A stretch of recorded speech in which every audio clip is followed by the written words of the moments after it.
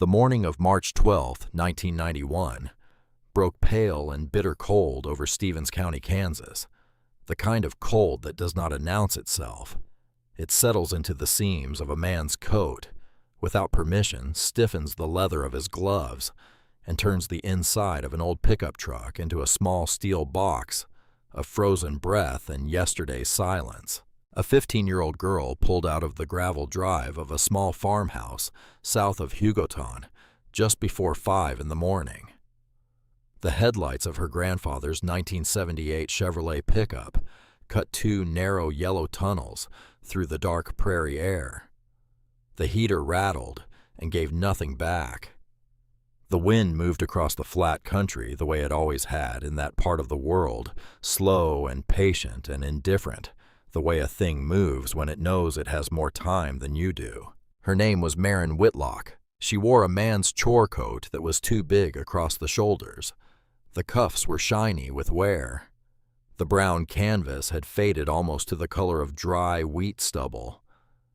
It had belonged to her father once before his back gave out, and the bank gave up on him, and the only thing left to do was move into a smaller house and pretend the trouble had passed.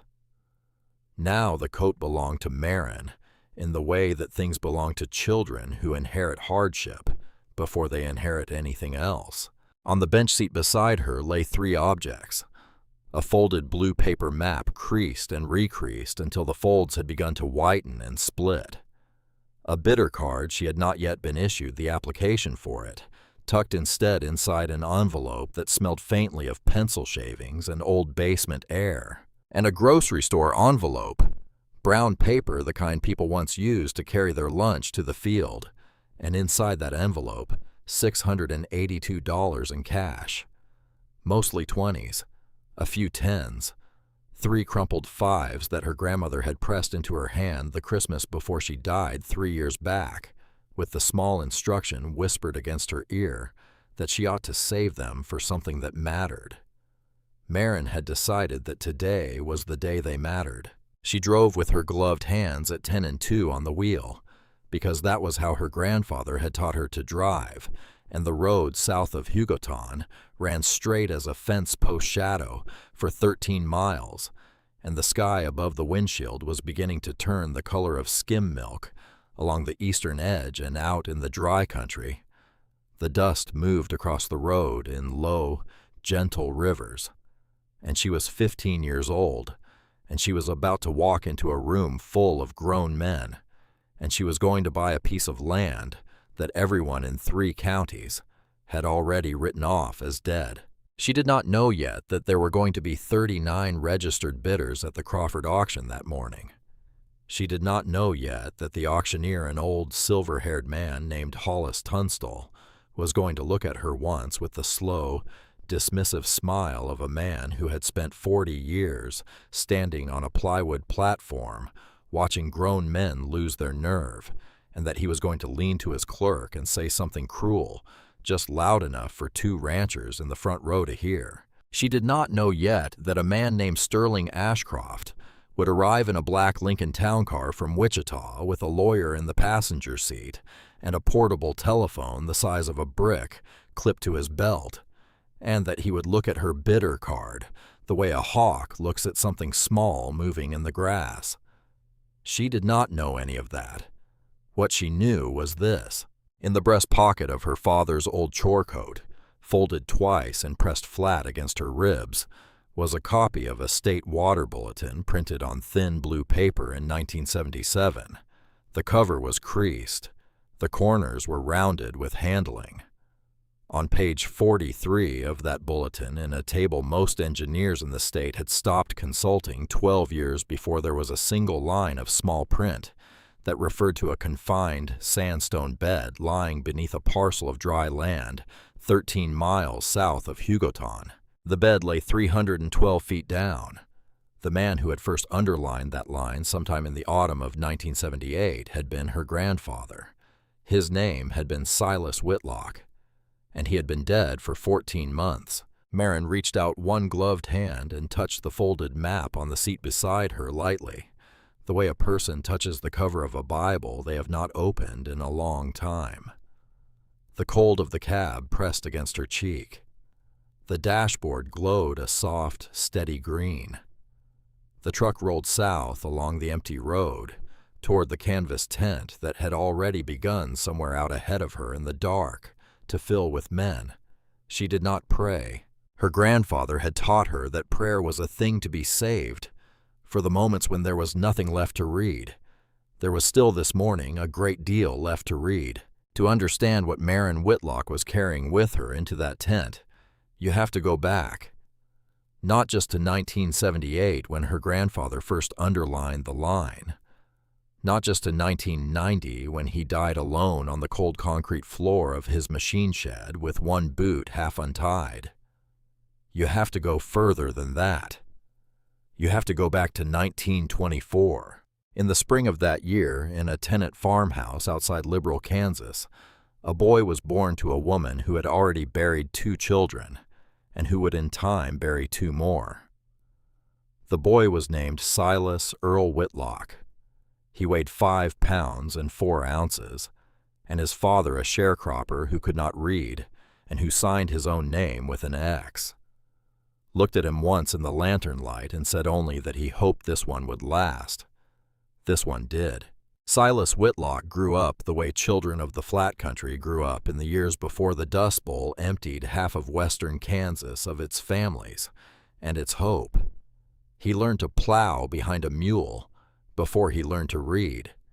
He learned to read in a one-room schoolhouse where the teacher kept a coal stove going through the winter with corn cobs because there was no money for proper fuel.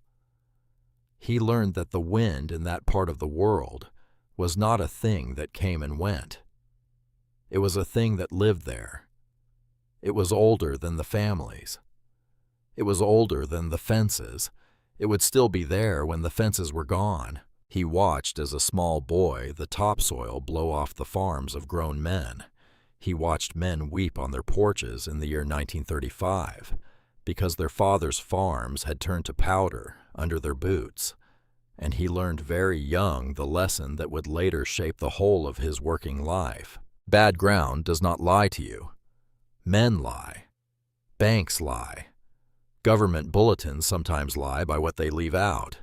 But the ground itself, if you take the time to read it, never lies. The ground keeps records.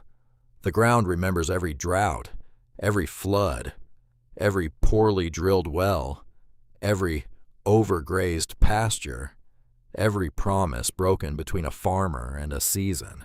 The ground writes it all down in the only language it has, which is the language of slope and color, and soil and salt and grass, and the depth at which a man finally finds water. You only have to learn to read it. After the war, Silas Whitlock came home from the Pacific with a slight limp and a soft voice and a habit of not looking away from things, and he took a job with the United States Soil Conservation Service. It was not a glamorous job. It paid badly. It put him in a green government pickup truck with a clipboard on the passenger seat and a thermos of coffee that always went cold by 10 o'clock in the morning. And it sent him out across the dry counties of southwest Kansas to measure things that no one else wanted to measure. He measured the slope of pastures. He measured the depth of erosion cuts. He logged the levels of stock ponds. He drove the section lines in summer when the heat made the steering wheel too hot to touch with a bare hand, and he drove them in winter when the wind came down out of Colorado and rattled the windows of his truck like loose teeth. The ranchers did not like him at first. They called him the clipboard man. They said the government had never raised a calf in its life. They said that paper could not tell you what the ground was going to do, that only a man who had stood on a piece of ground for 40 years could tell you what it was going to do. And they said this from porches that were already beginning to fail on land that was already beginning to thin out beneath them. And Silas Whitlock would take off his hat and listen, and make his notes and drive on. He never argued. That was perhaps the thing the ranchers could not forgive about him. He never argued. He just kept writing things down. At night, in the small house he and his wife had bought on the edge of Hugoton, he copied his field notes onto better paper, and he filed them in folders labeled by section and township, and he ordered by mail every state water bulletin he could find. He ordered drillers' logs. He ordered the old soil surveys printed by the Department of Agriculture in 1931 and 1947 and 1958. He read the appendices that nobody else read, the tables in the backs of the bulletins that the engineers themselves had forgotten about. He bought a used cedar chest at an estate sale in 1956, and he put it in the back bedroom of his small house, and over the next 34 years, he filled that cedar chest with the most thorough private archive of Southwest Kansas groundwater data that any one human being had ever assembled. Most men collect photographs.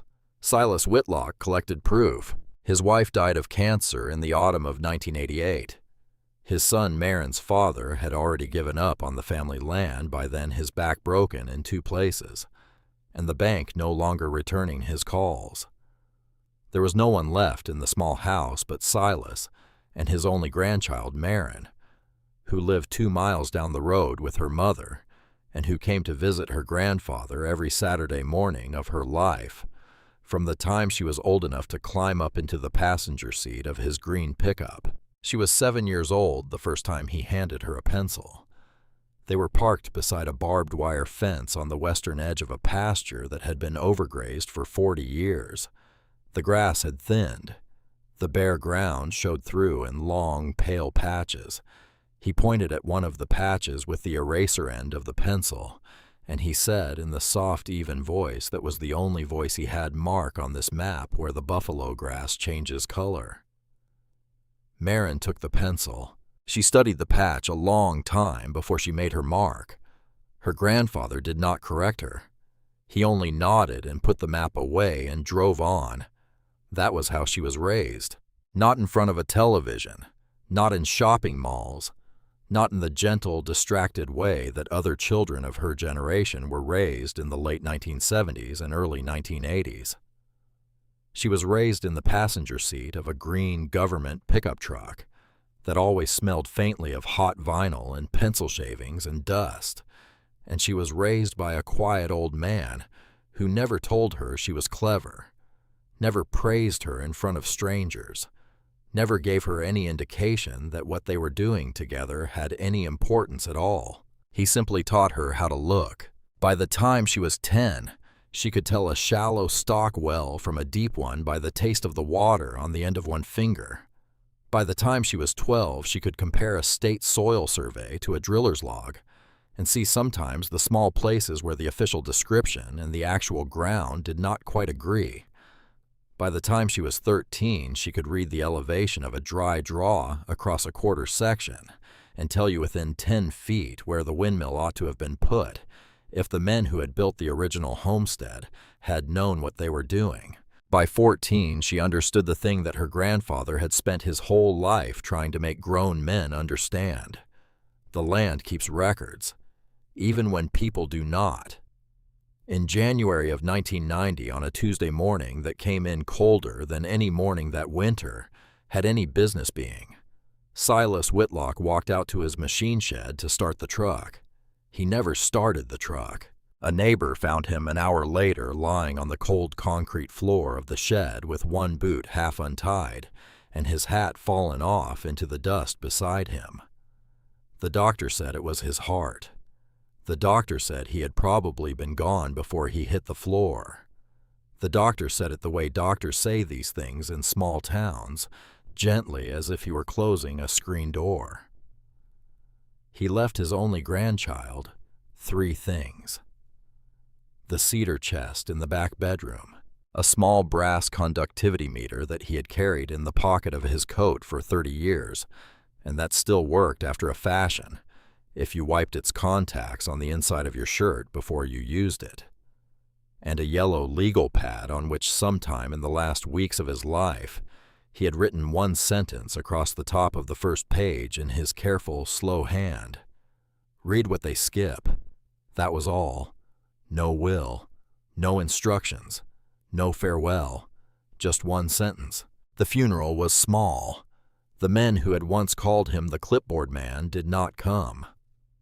Maren stood beside her mother at the graveside in a black coat that did not fit her, and the wind moved across the cemetery the way it always had, slow and patient and indifferent.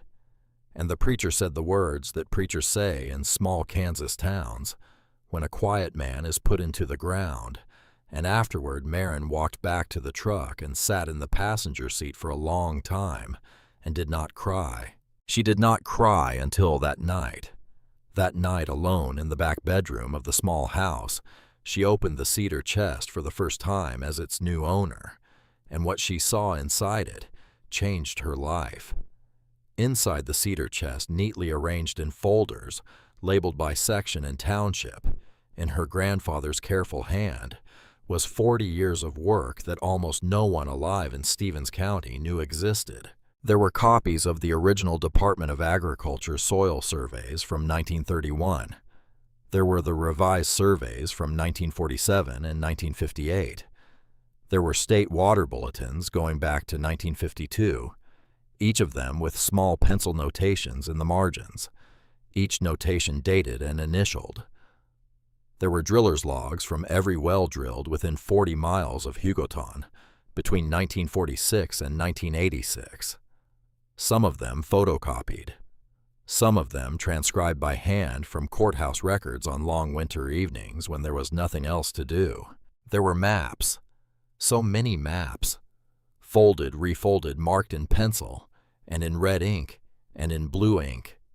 And once in the corner of one particularly old soil survey, in what appeared to be the burnt end of a kitchen match.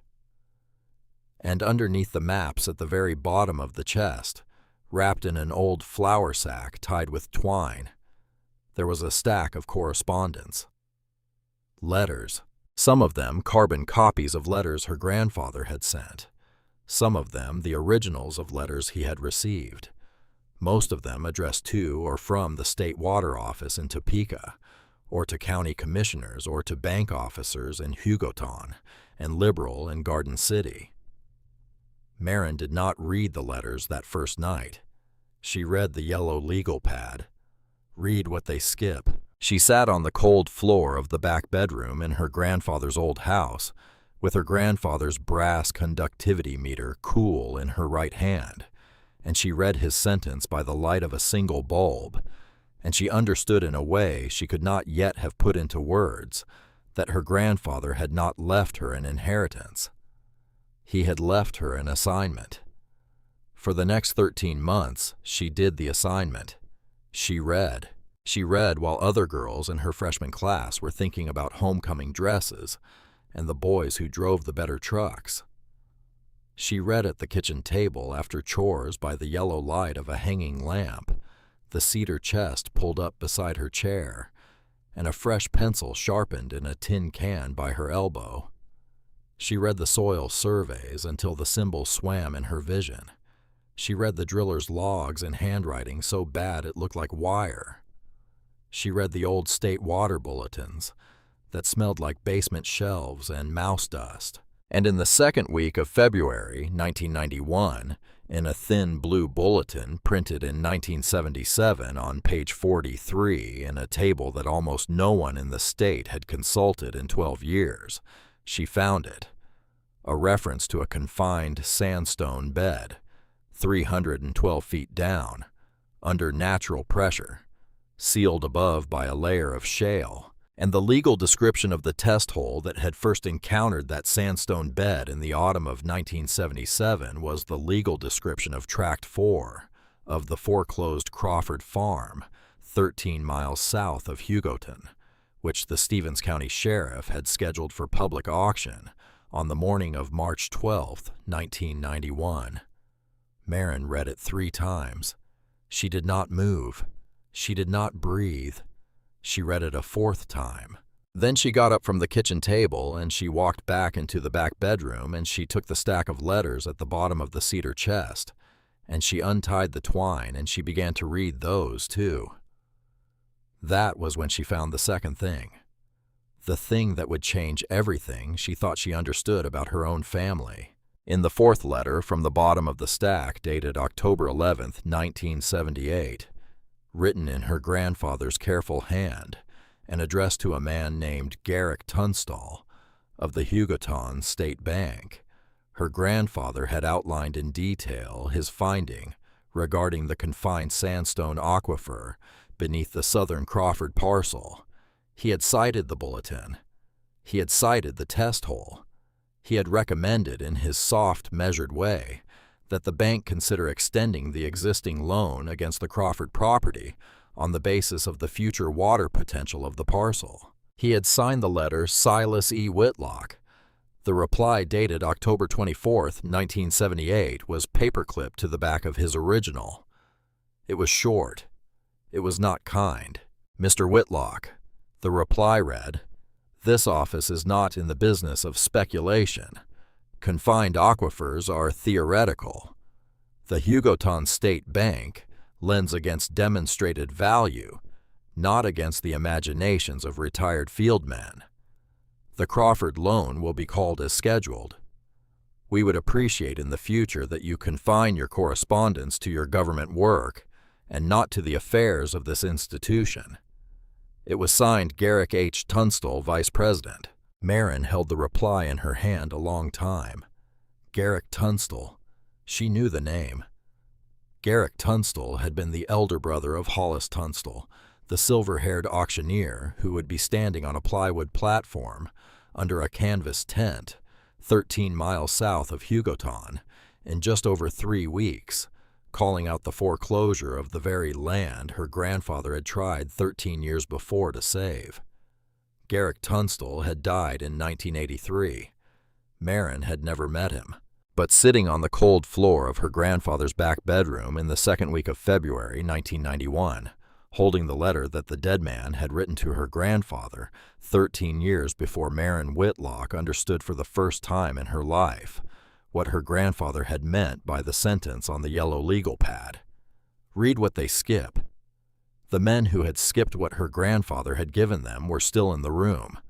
One of them was about to swing a gavel, and she was going to be in that room with her father's chore coat on her shoulders and her grandfather's brass meter in her pocket, and she was going to make them remember what they had thrown away.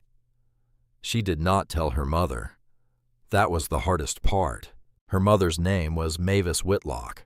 She was a tall, quiet woman who wore her hair in a long braid down her back and who had not raised her voice in 15 years.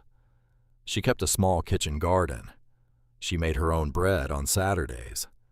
She went to the small white-frame Methodist church on the eastern edge of Hugoton every Sunday morning of her life, and she had sung in the choir there since she was 14 years old. And the preacher of that church, a soft-spoken old man named Reverend Atwell, had baptized Marin in the same iron font that he had baptized Marin's father in 24 years before. Mavis Whitlock loved her own father. Mavis Whitlock also could not forgive him. To understand why you have to know about the year 1978. Marin did not yet know about the year 1978, not in any complete sense. She had heard fragments. She had heard her father on certain summer evenings, when he had had 1 or 2 beers more than he ought to have had, mutter the word foolishness in the direction of the empty chair, where his father-in-law was no longer sitting. She had heard her mother once in the kitchen with her back turned to the sink say in a low voice that some men loved being right more than they loved their own families. But she had not until that February of 1991 understood what it meant. What it meant was this. In the autumn of 1978, when Silas Whitlock had finished writing the letter to Garrick Tunstall of the Hugoton State Bank, and when Garrick Tunstall had returned the letter unkindly, Silas Whitlock had done something that the men who knew him had not expected him to do. He had taken out a second mortgage on his own home. He had taken the money down to the courthouse in Hugoton, and he had used it to bid on the Crawford parcel himself at the original foreclosure sale in November of 1978. He had been outbid by a syndicate from Wichita. He had lost the home mortgage money in the failed bid. He had come within 3 weeks of losing the small house on the edge of Hugoton. Mavis Whitlock had been 26 years old that autumn. Maren had been 2 years old. Mavis had stood in the kitchen of the small house on the edge of Hugoton and watched her father, the only father she had ever known, explain in his soft, measured voice that he had risked the family home on a single line of small print in a state water bulletin, and that he had been wrong about the bidders, and that they were now $35,000 in debt against a house that was worth on its best day 40. Mavis had not raised her voice. That was not how she had been raised. She had only said in the small, even tone that her mother had used before her that she did not think she would be coming over for Sunday dinner anymore. For the next 12 years, until the morning, her father did not start the truck. Mavis Whitlock had attended exactly 4 meals at her father's house. Christmas every other year, Easter once, the day after her mother's funeral when she had come over to help clean out the closet and she had not stayed for the coffee. She had not forgiven him, not because he had been wrong about the bulletin, because he had been right about it, because he had been so right about it, and so calm about it, and so unable to grasp that the small house and the small life, and the small daughter standing in the kitchen with her own small daughter on her hip, were worth more than being right. He had loved being right more than he had loved his family. That, at least, was the version of the story that Mavis Whitlock had carried in her chest for 13 winters. She did not know yet, on the morning of March 12, 1991, that she had been carrying the wrong version. She did not know yet that her own daughter, 15 years old, and driving south through the dark in a 1978 Chevrolet pickup with the heater rattling and the wind moving across the road in slow gray rivers of dust, was about to make her read the version that was true. Reverend Atwell knew, however. Reverend Atwell had known for almost a year. In April of 1993, months after Silas Whitlock had been buried in the small cemetery east of Hugoton, Mavis Whitlock had come to see her pastor in the small, wood-paneled office at the back of the Methodist church.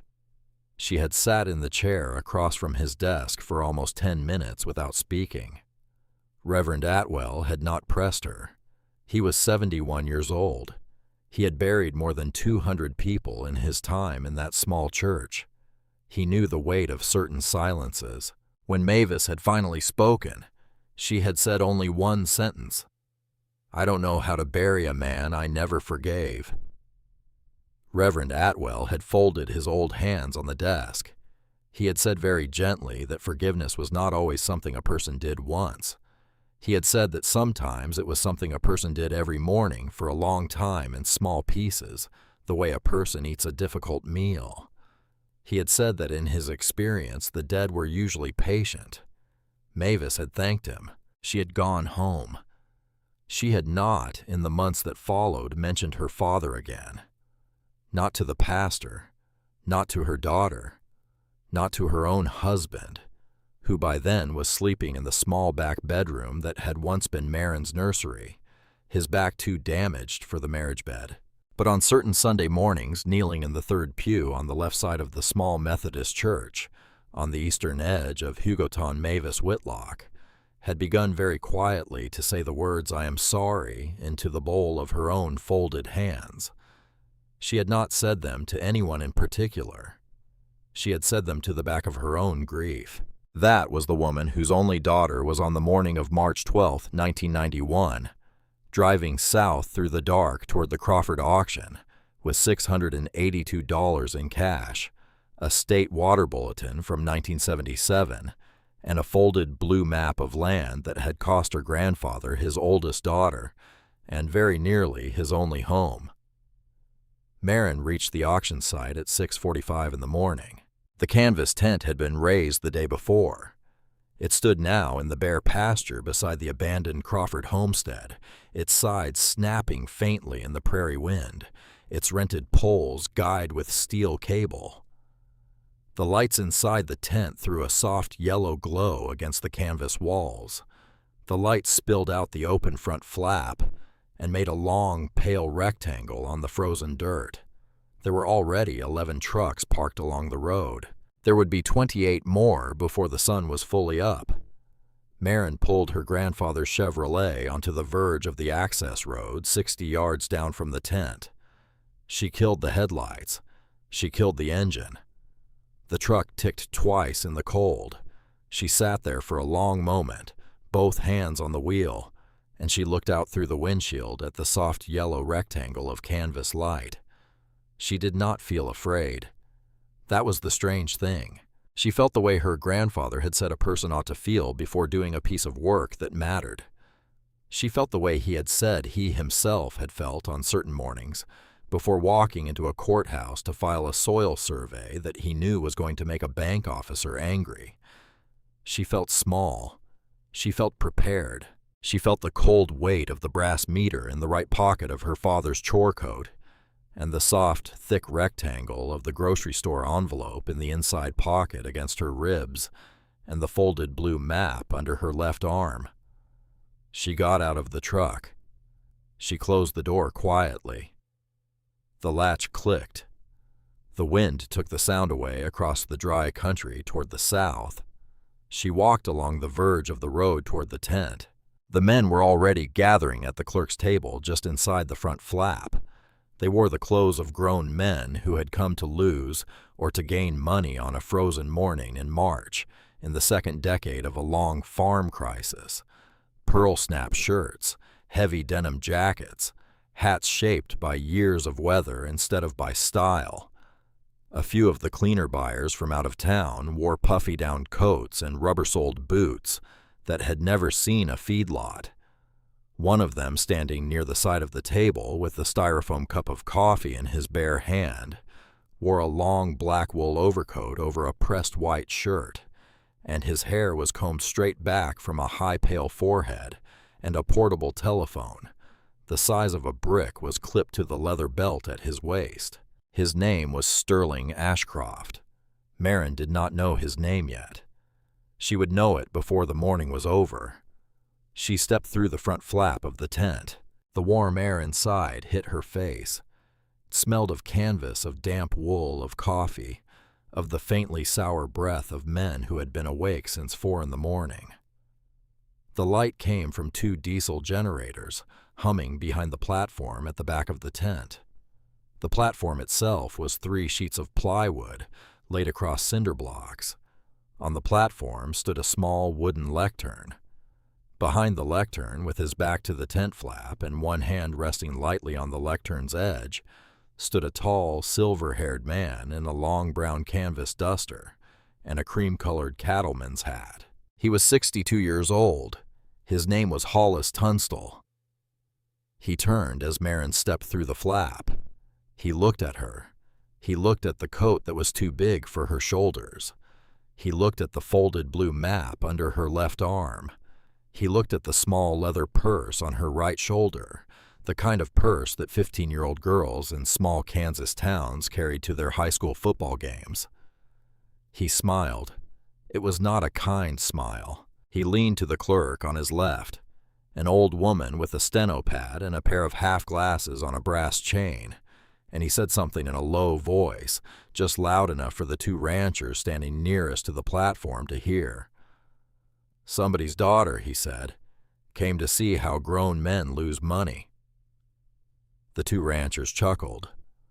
One of them, a heavy-set man with a face like cracked leather, lifted his coffee cup in a small mock salute in Maren's direction. Maren did not look at him. She walked to the clerk's table. She set the folded map down on the table beside the registration ledger. She reached into the inside pocket of her father's chore coat, and she took out a small, neat envelope.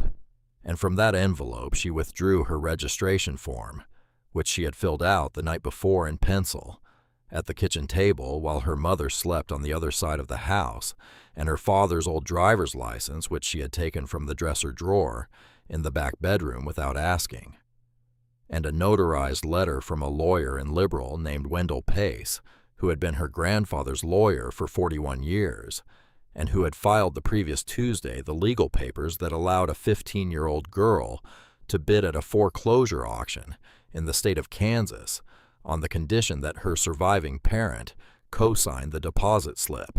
Her mother had signed the deposit slip. She had signed it on the afternoon of March 11th in the parking lot of the First National Bank in Hugoton, without reading the line above the signature.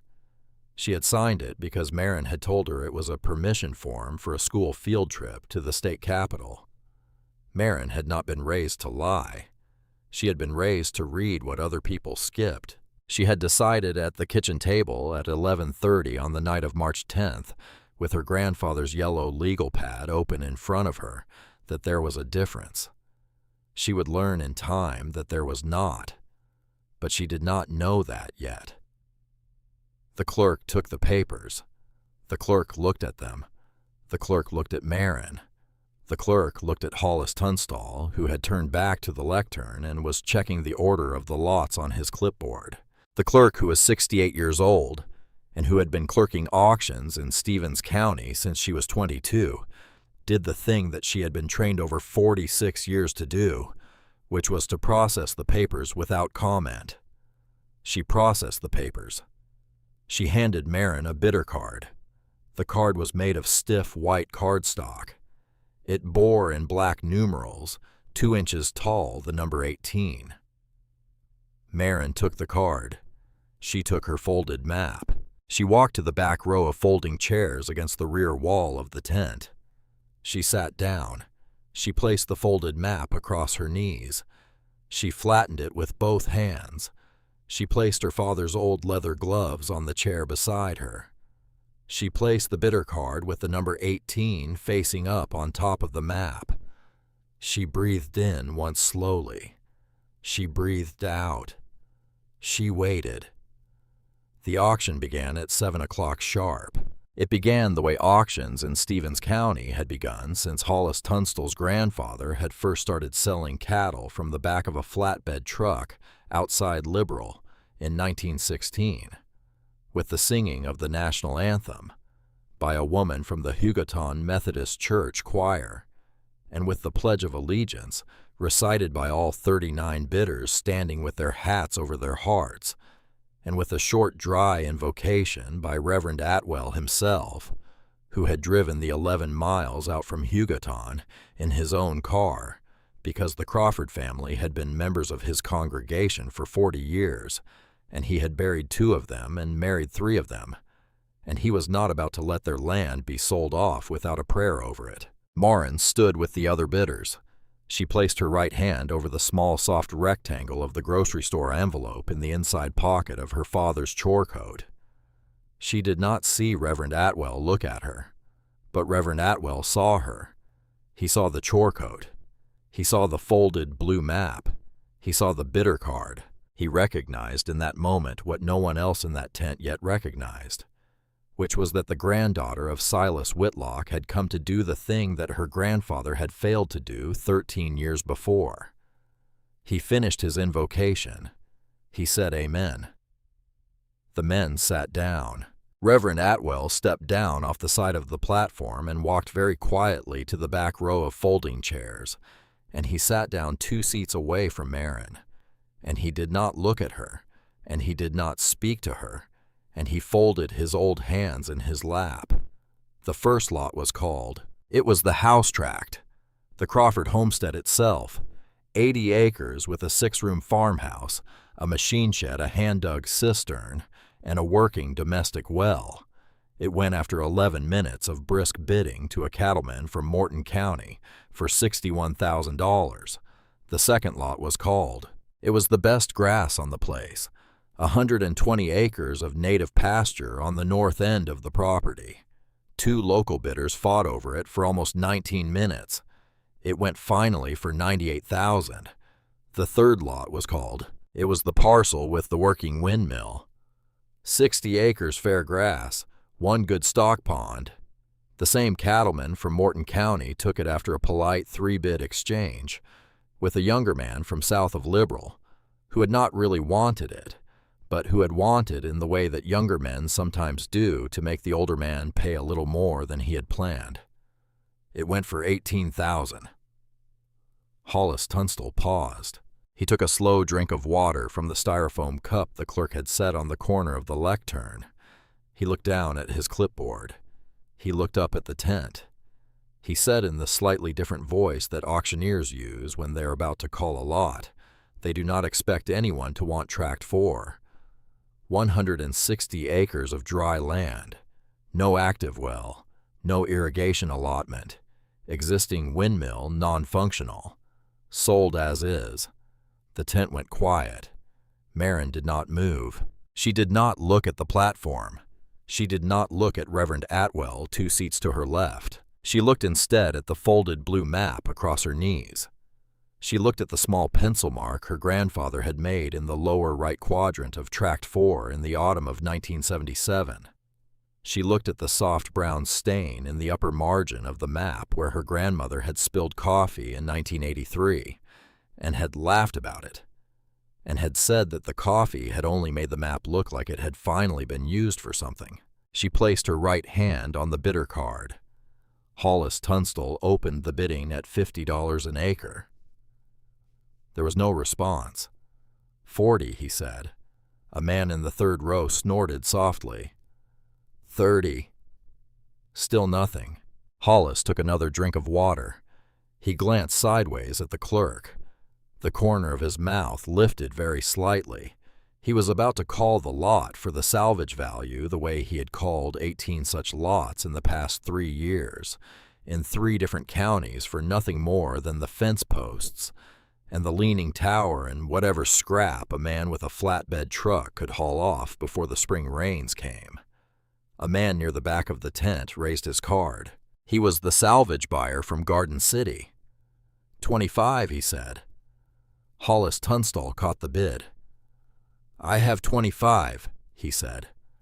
Looking for 30. 30 now. 30.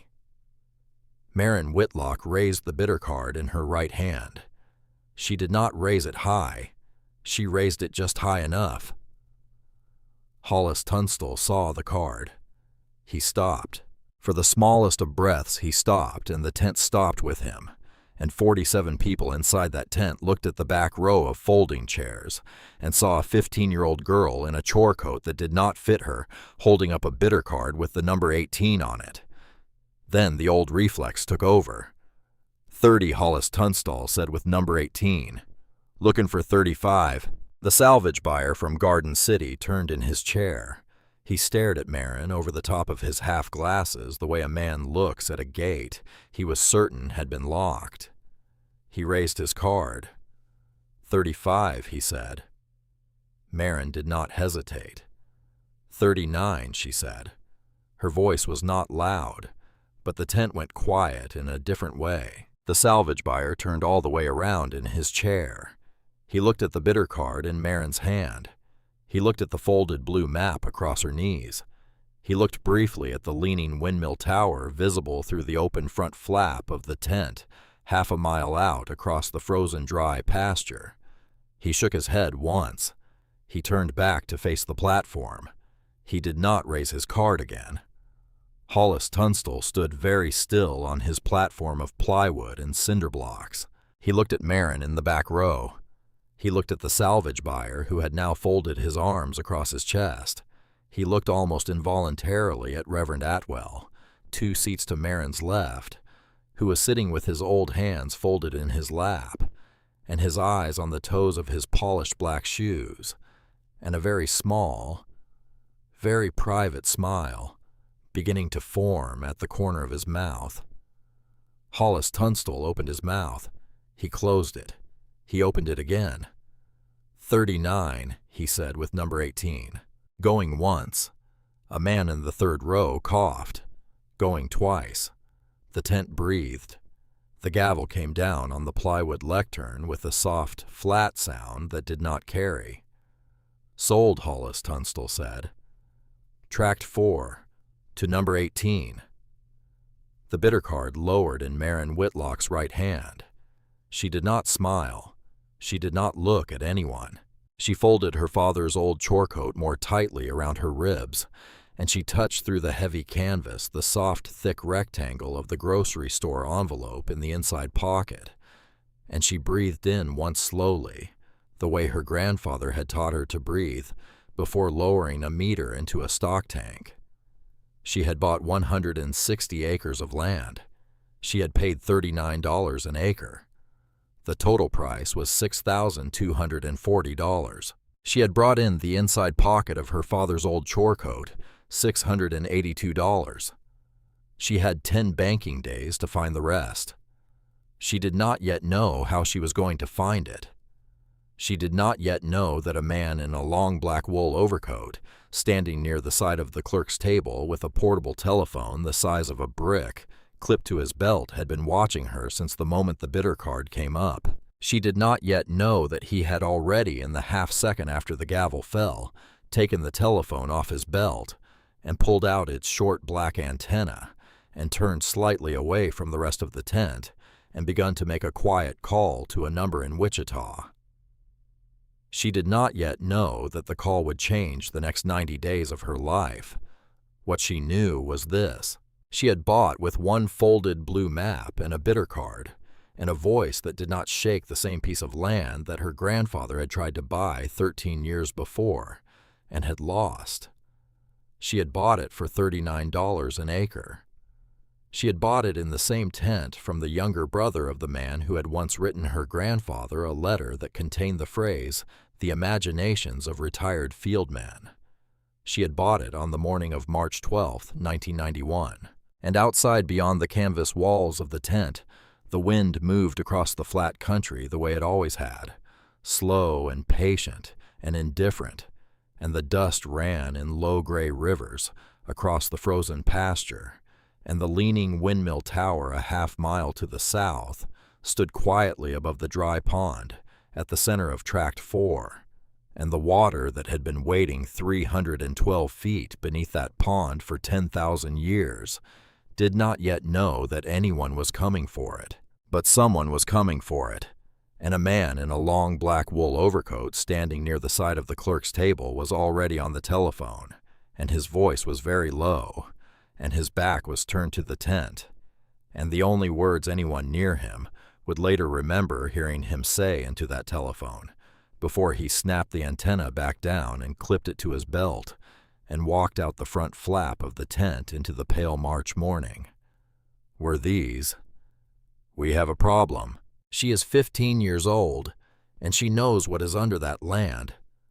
The papers were signed at the clerk's table at 10 minutes past 11 on the morning of March 12th. The clerk counted the deposit twice. She counted it slowly in the careful way of a woman who had handled other people's money for 46 years, and who understood that the only thing more dangerous than counting at once was counting it wrong. $624 in cash, laid out flat on the steel table in front of her, mostly 20s, a few 10s, 3 crumpled 5s that had been in a girl's pocket since the Christmas before her grandmother died. The clerk slid the receipt across the table. Marin signed it. Her hand did not shake. It would shake later in the cab of the pickup where no one could see. The signed receipt went into the folder. The folder went into the steel drawer beneath the clerk's table. The clerk looked up at Marin over the top of her half glasses and said in the small, flat voice that clerks use when they are about to say something they are not strictly supposed to say, that Marin would need to bring the balance of $5,616 to the office of Wendell Pace, attorney at law, on Main Street in Liberal, no later than 4 o'clock in the afternoon on Monday, March 25th, or the deposit would be forfeit, and the parcel would revert to the next highest bidder. Marin said, "Yes, ma'am." She picked up the folded blue map. She picked up her father's old leather gloves.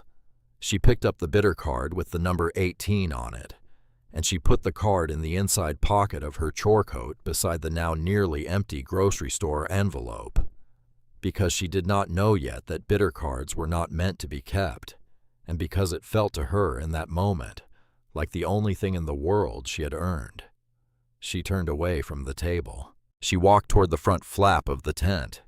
She did not see Sterling Ashcroft step out of her path until she had nearly walked into him. He was standing 6 feet from the tent flap with his hands in the pockets of his long black wool overcoat, The portable telephone had been clipped back to his belt. His hair was combed straight back from his high, pale forehead.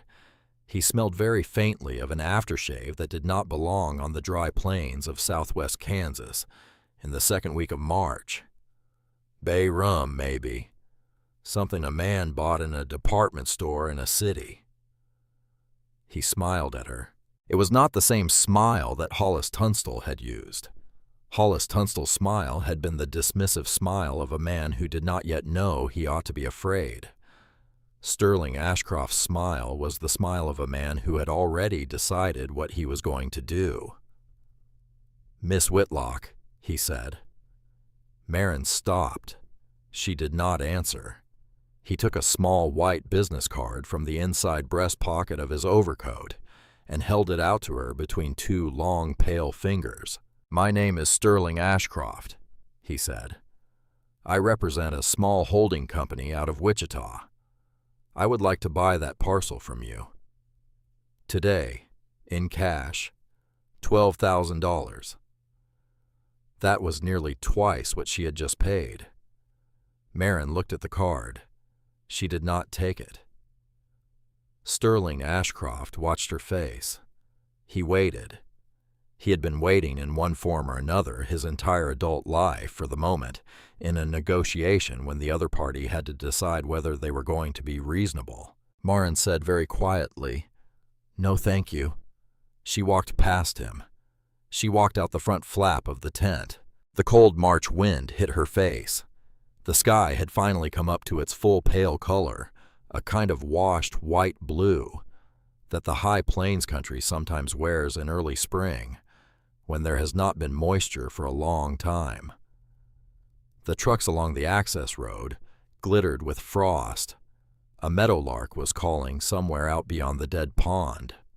She walked to her grandfather's Chevrolet pickup with the folded blue map under her arm and her father's chore coat hanging too loose on her shoulders, and she got in, and she closed the door, and she sat for a long moment with her hands in her lap and her eyes on the leaning windmill tower a half-mile to the south. Then her hands began to shake. She let them. She did not try to stop them. Her grandfather had told her once in the front seat of the green government pickup truck on a hot July afternoon in 1986 that the hands of a person who had just done something difficult were entitled to shake afterward, and that the only mistake was to let them shake before the work was done. The work was done. The shaking was allowed. She let her hands shake against her knees for a long count of 30, and then she put the key in the ignition and she turned it, and the old Chevrolet started on the second try, and she drove home. Her mother was standing on the front porch when she pulled into the gravel drive. Mavis Whitlock had her arms folded across the front of her gray cardigan. Her long braid hung over her right shoulder. The wind moved the loose end of the braid very slightly against the front of the cardigan. She did not move as Marin parked the truck and turned off the engine. She did not move as Marin got out and closed the door. She did not move as Marin walked up the porch steps with the folded blue map under her arm. Reverend Atwell had called her. He had called from the small pay telephone outside the Crawford homestead at 10:38 that morning. He had called because he had felt in the back row of the canvas tent that it was not his place to tell a 15-year-old girl's mother what her daughter had just done, but it was also not his place to let her mother find out from anyone else.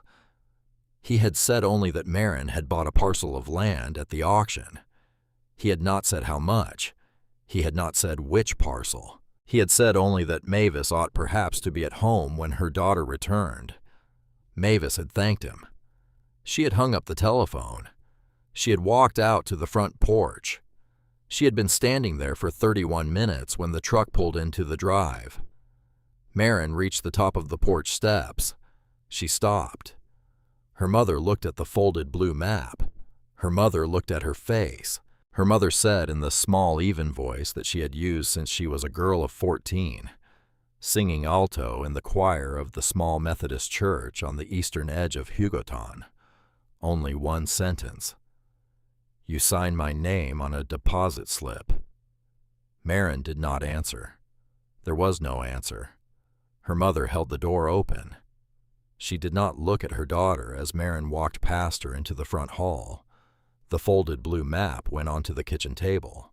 The grocery store envelope with $58 left inside it went onto the folded map. Maren sat down in the chair where her grandfather had once sat on Saturday mornings when he had come for coffee before 1978, before the second mortgage, before the long silence. Her mother closed the front door. Her mother walked into the kitchen. Her mother stood for a long moment, with her back to her daughter, looking out the small window above the sink at the bare branches of the elm tree that her own father had planted in that yard in the spring of 1953. She said, without turning around, that they would need to drive to Wendell Pace's office in Liberal that afternoon and undo what had been done. Maren said very quietly that she did not want to undo it. Her mother turned around. Mavis Whitlock did not raise her voice. She had not raised her voice in 15 years, and she was not going to begin now.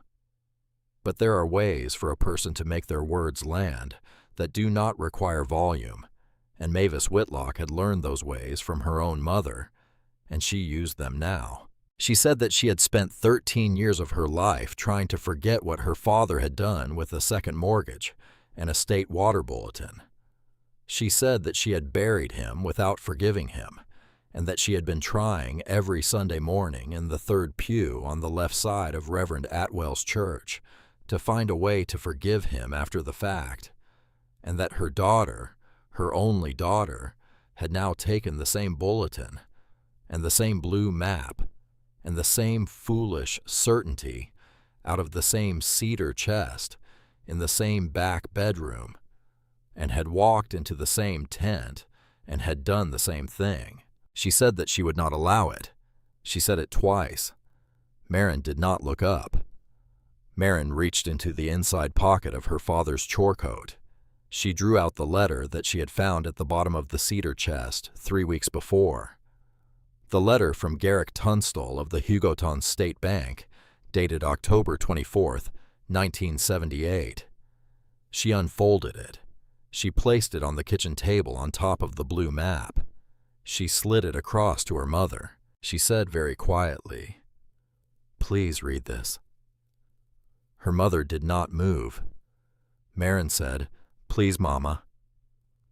That was perhaps the only word that could have made Mavis Whitlock sit down at the kitchen table that afternoon. Maren had not called her mama in nearly 4 years. She had called her mom in the casual way of teenagers, and once or twice when angry she had called her mother in the formal way, but she had not called her mama since she was 11 years old. Mavis sat down. She took the letter. She put on her reading glasses. She read. The kitchen was very quiet. Outside in the elm tree that her father had planted in 1953, a crow called twice and was answered by another crow somewhere beyond the barn. Mavis Whitlock read the letter twice. She set it down. She took off her reading glasses.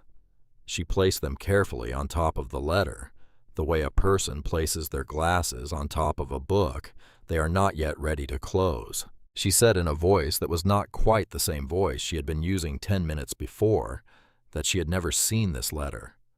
Maren said, "No, Mama."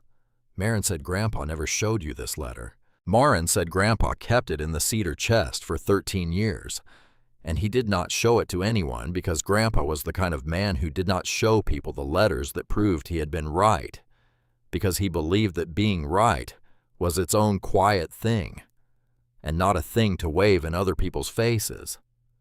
Maren said, "But he was right, Mama." Maren said he was right in 1978, and he is right now, and the only people who do not know he was right are the people who never read what he wrote. Mavis Whitlock looked at her daughter for a long time. She did not speak. The crow called again in the elm tree. Mavis stood up from the table. She walked to the small window above the sink. She put one hand on the edge of the porcelain, and she looked out at the bare branches of the elm and her shoulders moved once in a small, involuntary way, and Marin understood for the first time in her life that her mother was crying. Not loudly, not in the way that women cry in movies, in the small, contained, almost soundless way that her mother had been raised by her own mother to cry with one hand on the edge of the sink and the back of the head turned away from the room. Marin did not get up. She knew not to get up. She sat at the kitchen table with the letter and the blue map and the small grocery store envelope, and she waited. After a long time, her mother said without turning around that they would still need to drive to Liberal that afternoon. Marin said, "Yes, Mama." Her mother said that they would drive to Liberal to see Wendell Pace, but she did not say to undo it.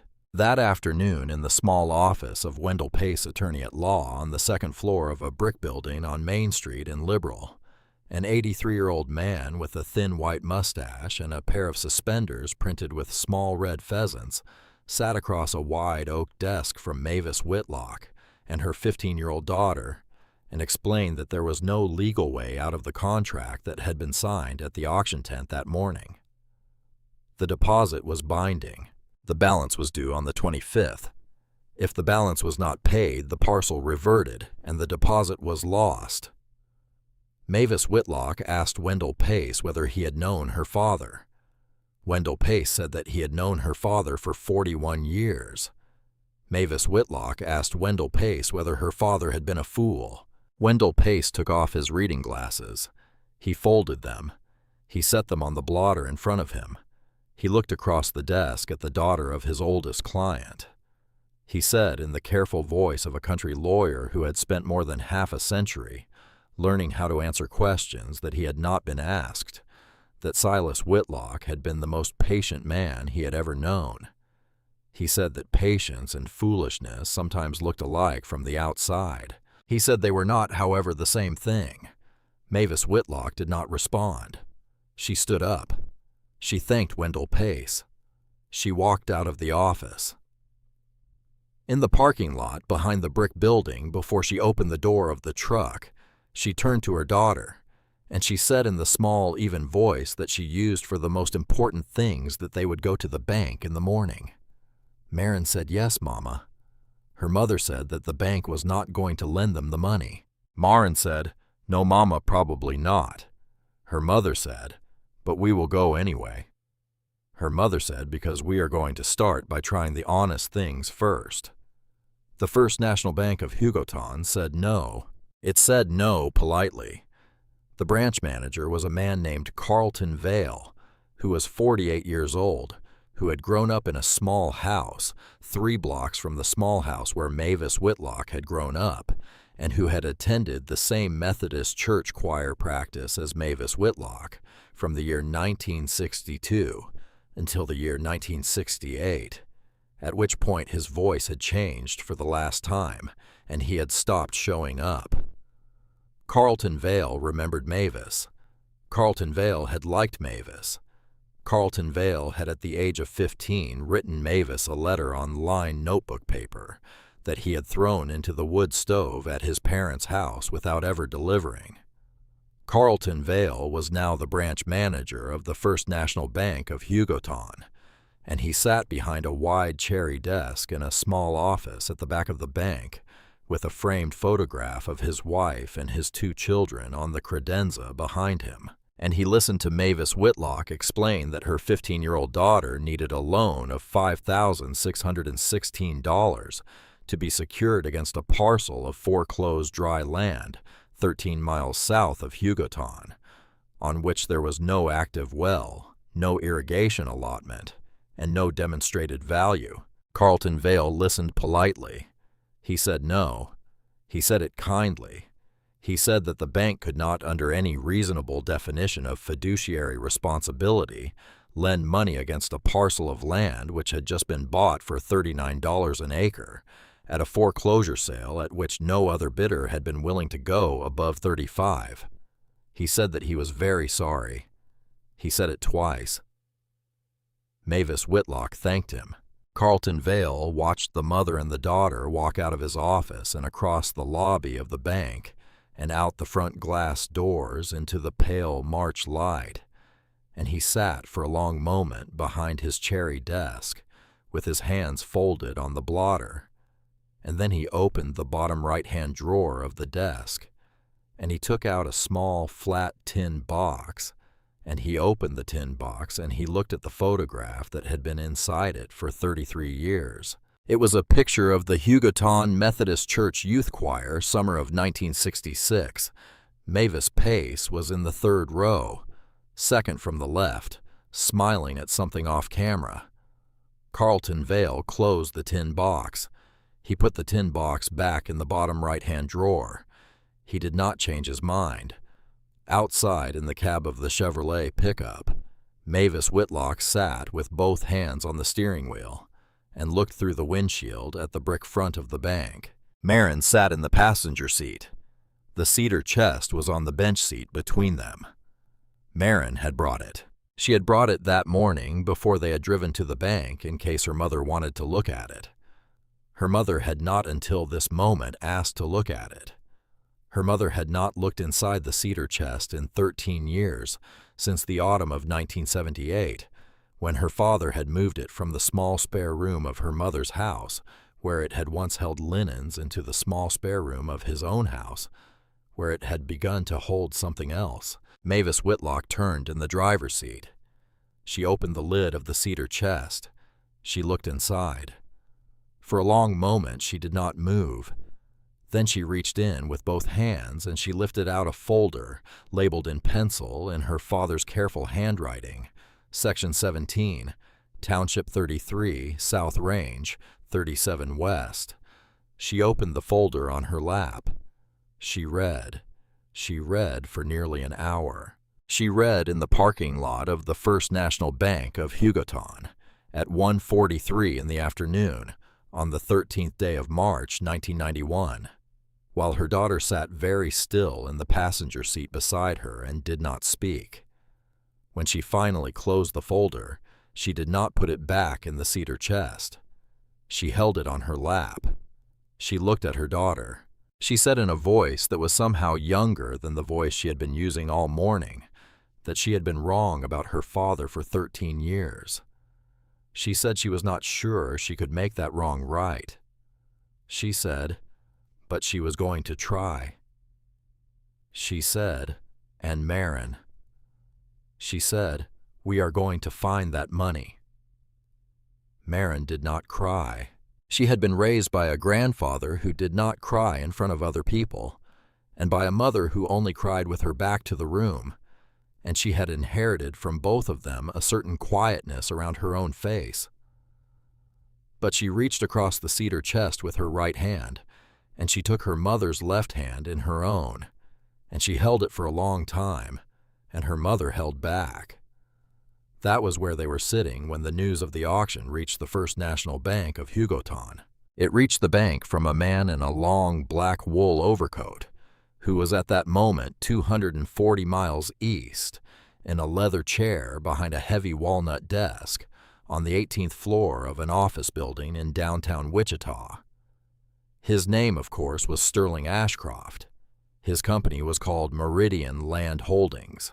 Meridian Land Holdings had in the previous 4 years purchased, subdivided, and resold 160,000 acres of failed farmland across 7 counties in southwest Kansas and the Oklahoma Panhandle. Most of the land had been bought at foreclosure sales for between $28 and $45 an acre.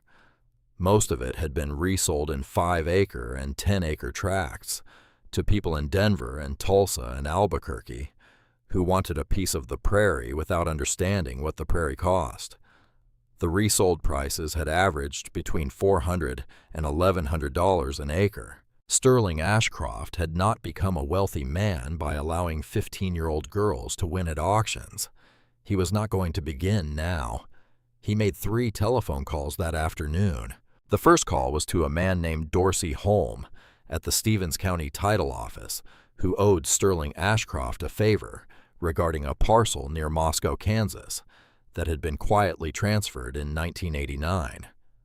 Sterling Ashcroft asked Dorsey Holm to pull the abstract of title on the Southern Crawford parcel and to fax it that afternoon to the office of Meridian Land Holdings in Wichita. Dorsey Holm said, "Yes, sir, Mr. Ashcroft." The second call was to a man named Pruitt Halverson, who was an attorney in Wichita, who specialized in mineral rights cases. Sterling Ashcroft asked Pruitt Halverson to review the abstract of title when it arrived, and to identify any reservation easement or prior assignment of subsurface rights that might have been recorded against the parcel in the previous 40 years. Pruitt Halverson said he would do so. The third call was the long one. It was to a number in Hugoton that did not appear in any directory. It was answered on the second ring by a man named Roscoe Cargill. Roscoe Cargill was 58 years old. He was the owner of Cargill Drilling, a small two-rig water well operation north of Liberal that had been in business since 1961. He was broad through the shoulders. His hands were permanently stained with drilling mud in the creases of his knuckles. He had drilled in his career more than 900 water wells across southwest Kansas, and he had pulled enough dry holes in his time to understand in a way that very few men in that part of the world understood exactly how expensive hope could be. He was also on the afternoon of March 13, 1991, the only working water well driller within 90 miles of Stevens County who was willing to drill below 300 feet on a fixed-price contract. Sterling Ashcroft knew that. Sterling Ashcroft made the call. The conversation lasted 7 minutes. What was said in those 7 minutes was not at the time written down, but what was agreed upon at the end of those 7 minutes was clear enough. Roscoe Cargill was to be paid $15,000 in cash, delivered in a manila envelope to a shop north of Liberal, in exchange for 2 simple things. He was not to take a contract on Tract 4 of the Crawford property, and if by some misfortune he was asked to take such a contract by the girl who had bought that parcel, he was to drill the hole, and he was to stop the bit at 250 feet, and he was to come up out of that hole with a clean tongue and a regretful expression, and he was to tell the girl what every grown man in 3 counties had already told themselves, which was that the Crawford parcel was dry. Roscoe Cargill listened.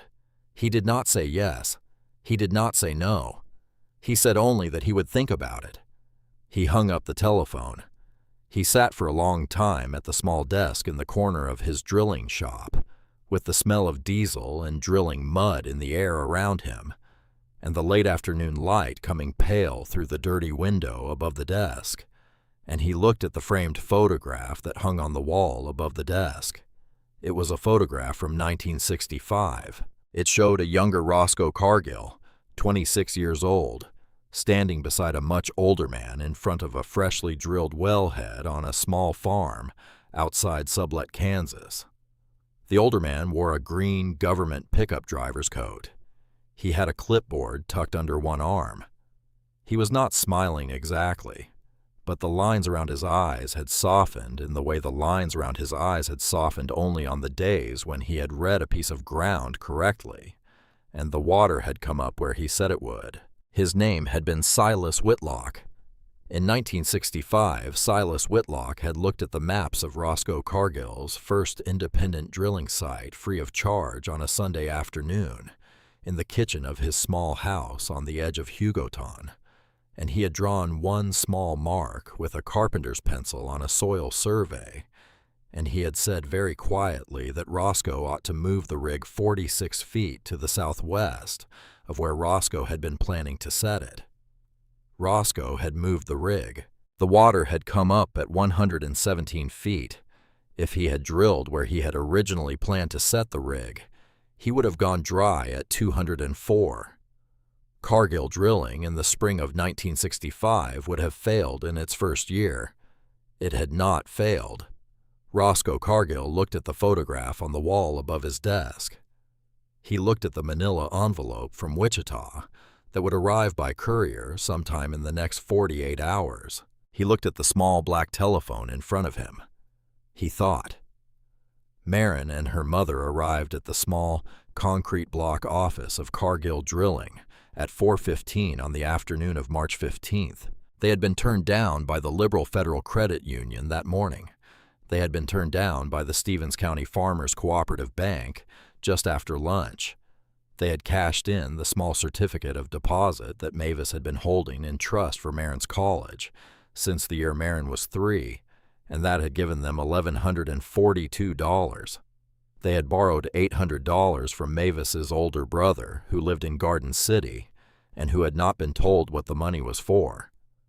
They had sold the deep freeze in the garage to a neighbor for $140. They had a total of $2,722. They needed $2,894 more. They also needed a driller. Marin walked into the shop with the folded blue map under her arm and the cedar chest in both hands, and her mother one step behind her. Roscoe Cargill was sitting at the small desk in the corner. The framed photograph from 1965 was still on the wall above him. He looked up. He saw the cedar chest first. He saw the blue map second. He saw the girl third. He stood up from the desk. He did not say anything for a long moment. Then he asked her in the slow, patient way of a man who had been drilling water wells in southwest Kansas for 30 years what she had in that chest. Marin set the cedar chest on the floor of the shop. She opened it. She did not take anything out. She said only that what was in the chest was the reason she had come. Roscoe Cargill walked across the shop floor. He knelt down beside the cedar chest in the way that a man with bad knees kneels down with one hand on the corner of the chest to steady himself, and he looked inside, and for a long time he did not say anything. He reached in with one large, stained hand. He drew out the folder labeled Section 17 Township, 33, South Range, 37 West. He opened the folder. He read the top page. He read the second page. He read the third page. He turned to the small driller's log that her grandfather had clipped to the inside of the folder in 1977, and he read that.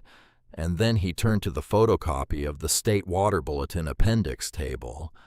And he read that, and then he closed the folder, and he set it on the cedar chest. And he stood up. He looked at Marin. He looked at Mavis. He looked at the framed photograph from 1965. He looked back at Marin. He said in a voice that was very quiet that he had owed her grandfather a debt for 26 years. He said that he had been waiting for 26 years for a chance to pay it. He said he did not expect that the chance was going to walk through his door, wearing her grandfather's name and her father's coat. He said, but it had. He said he would drill the well. He said he would drill to 330 feet.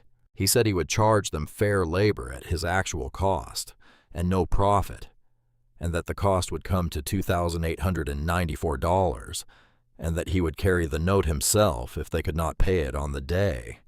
Mavis Whitlock looked at Roscoe Cargill. Mavis Whitlock did not know yet what number had been in the manila envelope that had not by the afternoon of March 15th quite arrived at the drilling shop from Wichita. She did not know yet that the number was $15,000. She did not know yet that her daughter's well was being quoted at this very moment at exactly the cost that her family could afford.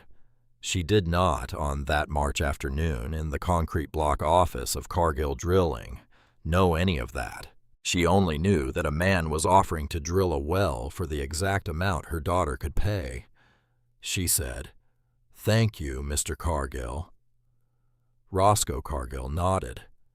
He said, "Don't thank me, Mrs. Whitlock. He said your father did this for me a long time ago." The manila envelope arrived at the drilling shop by courier the next morning at 10:14. The courier was a young man in a tan jacket who did not look any of the 3 employees of Cargill Drilling in the face. He set the envelope on the corner of Roscoe Cargill's desk. He turned. He walked back out to his car. The car had Sedgwick County plates. The car drove away. Roscoe Cargill closed the door of his office. He sat down at his desk. He opened the envelope.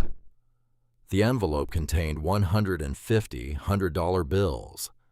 It contained no note. It contained no instruction. It did not need to. Roscoe Cargill sat at his desk for a long time and looked at the money. He looked at the framed photograph on the wall above the desk. He looked through the dirty window above the desk at the late morning light on the gravel lot outside, where his 3 rigs were parked in a neat row beside the diesel tank. He thought about his wife. He thought about his mortgage. He thought about the cost of replacing the worn-out drill bits on the number 2 rig.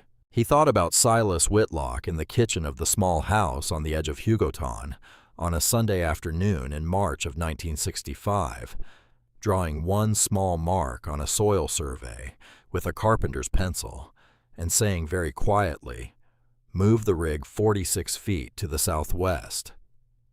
He closed the manila envelope.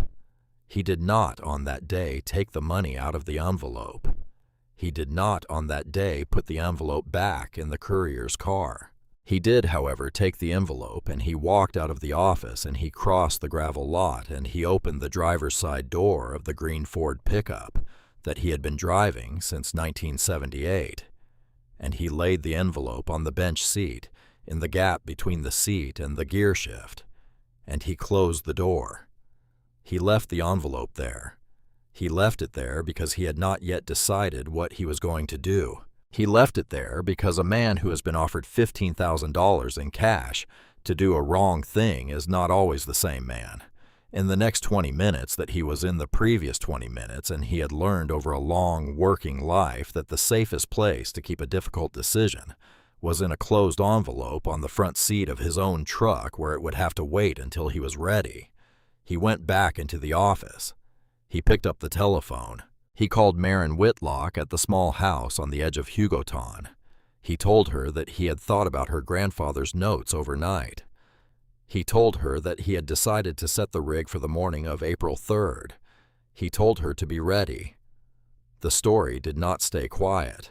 In a small town in southwest Kansas, a story about a 15-year-old girl who had bought a foreclosed parcel of dry land at $39 an acre on the strength of a state water bulletin from 1977 was the kind of story that did not stay quiet.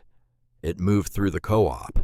It moved through the feed store. It moved through the front room of the Methodist Church on the Sunday morning of March 17th, when half of the congregation was already talking about it, before Reverend Atwell stepped up to the pulpit and delivered in his soft old voice a sermon on the parable of the mustard seed that he had not been planning to deliver, and that he wrote out, in fact, on the back of an envelope in his car in the parking lot 11 minutes before the service began. It moved through the high school. The high school was the worst of it. Maren Whitlock had never been the most popular girl in her freshman class. She had been before March 12th a quiet girl who sat in the back row of the chemistry lab and who turned her papers in on time and who did not go to the school dances, and who every Saturday morning of her life, until the morning of January 20th, 1990, had been seen driving away from her mother's house in the passenger seat of an old green government pickup truck with her grandfather at the wheel. After March 12th, she became very briefly the most talked-about girl in her freshman class. The girls were the worst. 2 of them in particular. Their names do not matter. They had been kind to Maren in middle school. They had been less kind in high school. They were now on the morning of Tuesday, March 19th, in the locker bay outside the chemistry lab, and they had been talking loudly enough for the last 6 minutes that everyone in a 12-foot radius had heard the words, "Crazy," and grandfather and her mother had to sign it, and she's going to lose everything. Maren walked past them without looking. She did not respond. She had been raised by a quiet old man and a quiet mother to understand that there were 2 ways to handle the cruelty of other people, which were to respond and not to respond, and that the second way was almost always the more effective. She did not, however, sit at the usual table at lunch. She sat by herself in the corner of the cafeteria with her tray and a book. She did not look up when one of the girls from the locker bay walked past her with her own tray and said in a clear, carrying voice meant to be overheard that some people thought they were going to find oil by reading old maps. She kept her eyes on her book. She read. She had brought in her backpack the photocopy of the State Water Bulletin from 1977. She had read it 16 times. She would read it 12 more times before the morning of April 3rd. That afternoon, when she got home from school, there was a piece of paper folded into thirds in the mailbox of the small house on the edge of Hugoton. The piece of paper was a single sheet of plain, white typing paper. It had been folded carefully. It had no envelope. It had no postmark. It had been placed in the mailbox by hand by someone who had driven up the gravel drive and then driven away again sometime between 3:28 and 3:41 that afternoon, while no one had been home. Marin unfolded it on the front porch. There was one sentence on it. It had been typed on an electric typewriter. The sentence read, "A 15-year-old girl should not have anything that the rest of us want." There was no signature. There was no return address. Marin looked at the paper. She looked at her mother's car just pulling into the gravel drive. She folded the paper. She put it in the inside pocket of her father's chore coat. She did not that afternoon tell her mother. She did not that afternoon tell anyone. She walked into the house, and she set her backpack on the kitchen table, and she opened the cedar chest in the back bedroom, and she took out the folder labeled Section 17, Township 33, South Range 37 West, and she opened it on the kitchen table, and she read it again. For the 17th time. She was going to need to know it from memory. She did not know yet that she was in 9 days going to need to recite from memory the contents of a specific table in the appendix of a specific state water bulletin in front of a man in a long, black wool overcoat who had just paid $15,000 in cash for the privilege of seeing her fail. She did not know yet that the manila envelope of money was sitting that afternoon on the front seat of a green Ford pickup truck, parked beside a diesel tank in a gravel lot north of Liberal. She did not know yet that the envelope had not been opened. She did not know yet that the man who had been given the envelope was that same evening standing on the cold concrete floor of his drilling shop, with the framed photograph of her grandfather in his right hand and the manila envelope in his left hand, and that he was looking back and forth between the two of them in the silence of an empty building, and that he was not yet sure which one he was going to choose. The morning of April 3rd broke clear and cold. The wind had dropped to almost nothing in the hour before dawn. The sky to the east turned from black to dark blue to the color of a thin, pale shell, and the prairie south of Hugoton lay flat and silent under that sky, and the leaning windmill tower at the center of Tract 4 stood very still above the dry pond bed, the way it had stood very still above the dry pond bed every morning for 14 years. Roscoe Cargill's No. 1 drilling rig, a 1972 Mayhew, 1000 rotary on a Mack truck chassis, came down the access road at 6:11 that morning. The truck was pulling a small water tender behind it. The drill mast was laid down along the length of the truck, like the folded mast of a sailing ship. The diesel engine of the truck made a slow, patient sound in the cold air, the sound of an engine that had been started in the dark on more than 900 mornings. In its life, the sound of an engine that knew what was being asked of it. Marin Whitlock was waiting at the dry pond. Her mother was standing 6 feet behind her. Her mother was wearing the wool coat that she only wore to church. Reverend Atwell had come. Wendell Pace had come. A neighbor named Tobias Henn, whose father had once been called the clipboard man's only friend in Stevens County, had come. 11 other people had come. They stood in a loose half-circle around the dry pond bed in the pale April light, and they did not speak, and they watched the Mack truck roll slowly down the access road toward them. A quarter-mile to the east, on the rise above the section line, a black Lincoln town car had pulled to the side of the road. The driver's side door was closed. The passenger side door was closed. A man in a long black wool overcoat stood beside the front bumper of the Lincoln, with a pair of high-powered Zeiss binoculars to his eyes. He had been there since 5:45. He would be there in one form or another for the next 7 hours. Roscoe Cargill brought the Mack truck to a stop 40 feet from the leaning windmill tower. He set the parking brake. He shut off the diesel engine. The engine made one slow, ticking sound in the cold morning air, and then was silent. He climbed down out of the cab. He had not on that morning brought the manila envelope. He had left it where he had been keeping it for 18 days, which was on the front seat of his own green Ford pickup in the gravel lot of his drilling shop north of Liberal. He had not yet opened it. He had also not yet returned it. He had decided at some point in the slow gray hours of the night before that he was going to drill this well honestly, and that he would decide what to do with the envelope after he saw what the ground showed him. That was the kind of a decision a man like Roscoe Cargill made. It was not heroic. It was not clean. It was the decision of a man who had been bought a long time ago by a quieter kind of obligation, and who had been waiting for 26 years to find out whether that older obligation was going to be louder than the newer one. He looked at Marin. He looked at the dry pond bed. He looked at the leaning windmill tower. He looked very briefly at the rise above the section line a quarter-mile to the east, where a small dark shape was standing beside the front bumper of a long black car with something glinting at its eyes.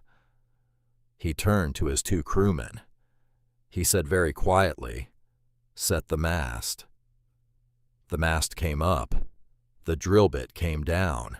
At 7:02 on the morning of April 3rd, 1991, in the pale clear light of a Kansas spring sunrise, the steel bit of a 1972 Mayhew 1000 rotary drilling rig touched the frozen surface of 160 acres of land that 39 grown men had decided was dead and began to turn.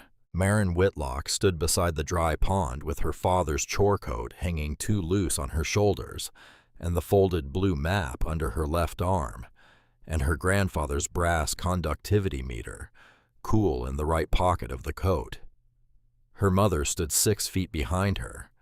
The leaning windmill tower threw its long, thin shadow across the dry pond bed in the rising sun. A quarter-mile to the east, on the rise above the section line, the man in the long black wool overcoat lowered his binoculars for a moment. He took the portable telephone off his belt. He pulled out its short black antenna. He turned slightly away from the rig. He began to make a quiet call to a number in Wichita. The drill turned for 19 minutes before anyone spoke. That was the way of a rotary rig on a still morning in flat country.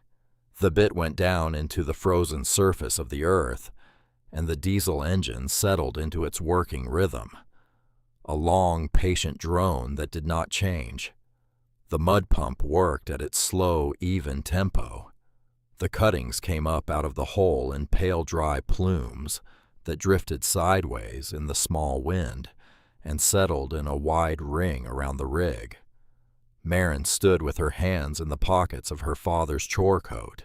She did not move. She had been told by her grandfather in the front seat of the green government pickup truck on a hot August afternoon in 1988 that a person who watched a well being drilled ought to be still, because the people running the rig had enough to look at, and a person standing in the wrong place at the wrong second was a thing that could go wrong. So she stood still. Her mother stood 6 feet behind her. Reverend Atwell stood with his old hands folded at his waist. The neighbor Tobias Henn stood with his pipe unlit in his teeth, the way a man stands when he is trying to look like he is doing something other than waiting. Wendell Pace stood with his briefcase set down on the frozen ground beside his left shoe. The rig went through 100 feet at 8:36. The cuttings were the cuttings of an old failure. Pale dry dust, a little sand, the kind of material a man pulled up out of a Stevens County well that had been giving him bad news since the year his great-grandfather had first dug it. Roscoe Cargill watched the cuttings the way he had watched the cuttings of 900 wells before this one. He did not show anything in his face. His face was the face of a man whose face had stopped showing things in 1969. A quarter-mile to the east, on the rise above the section line, the man in the long black wool overcoat was no longer alone. A second car had arrived. It was a dark gray Buick LeSabre with Sedgwick County plates. It had pulled in behind the Lincoln Town Car at 7:48. A heavy-set man in a navy blue topcoat had climbed out of the driver's side. He had walked up to Sterling Ashcroft. He had handed Sterling Ashcroft a small, leather folio. They had stood beside the Lincoln talking quietly for 9 minutes. Then the heavy-set man had gotten back into the Buick, and the Buick had driven away east toward Hugoton. And Sterling Ashcroft had remained at the front bumper of the Lincoln, with the Zeiss binoculars at his eyes, and the small leather folio tucked under his left arm. The leather folio contained a photocopy of a deed. The deed was dated October 19, 1985. Sterling Ashcroft did not at that moment know whether he was going to need it. He was going to need it. He was going to need it in 23 days. But that is a story for a little later. At 200 feet, the cuttings began to change color. Roscoe Cargill saw it first. He saw it the way an old hand on a rig saw such things, not by stopping to look, but by the absence of needing to. The dust coming off the shaker box stopped being the pale gray of a dry surface formation and began very gradually to take on a darker brown cast. The mud that came up the return line was thicker. The smell of the cuttings changed in the slight way that the smell of cuttings changed when a bit moved from a long baked surface horizon into a different layer underneath it. Roscoe Cargill did not say anything. He looked sideways very briefly at his lead crewman, a 41-year-old man named Earl Ledbetter, who had been working with him since 1976. Earl Ledbetter looked back. Earl Ledbetter did not say anything either. They kept drilling. At 270 feet, Roscoe Cargill stopped the bit.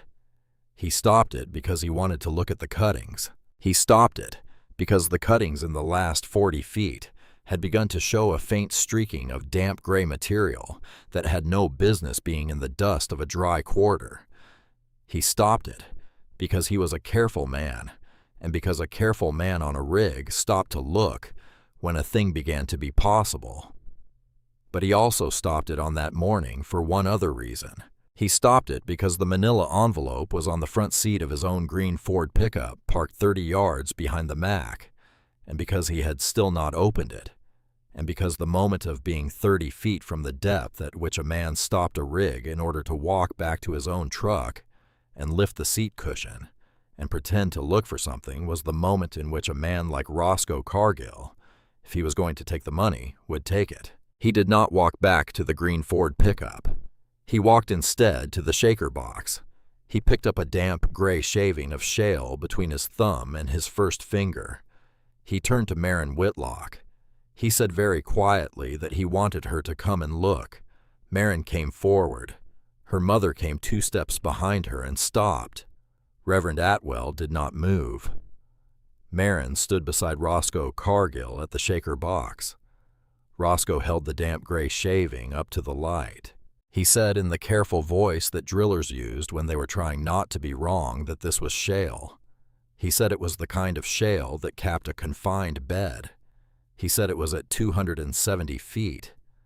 He said her grandfather's notation in the 1977 bulletin had put the bed itself at 312 feet, give or take 3.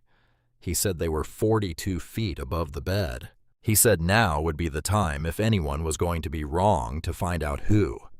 Marin looked at the shaving of shale in Roscoe Cargill's hand. She did not speak. She reached into the right pocket of her father's chore coat. She took out her grandfather's brass conductivity meter. She did not turn it on. She did not need to. She held it in her right hand the way a person holds a small, ordinary thing, whose only purpose in that moment was to be held. She said very quietly, "Keep drilling." That was the moment. It was not the moment of the gavel coming down at the auction tent. It was not the moment of the water coming up out of the casing.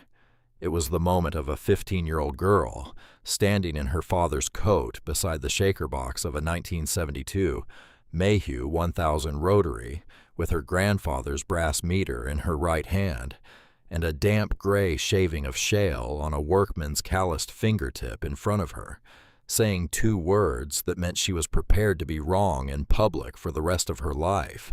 "Keep drilling." Roscoe Cargill nodded. He turned to Earl Ledbetter. He said, "Keep drilling."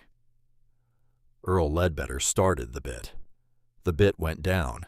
A quarter-mile to the east on the rise above the section line, Sterling Ashcroft lowered his binoculars for the third time that morning.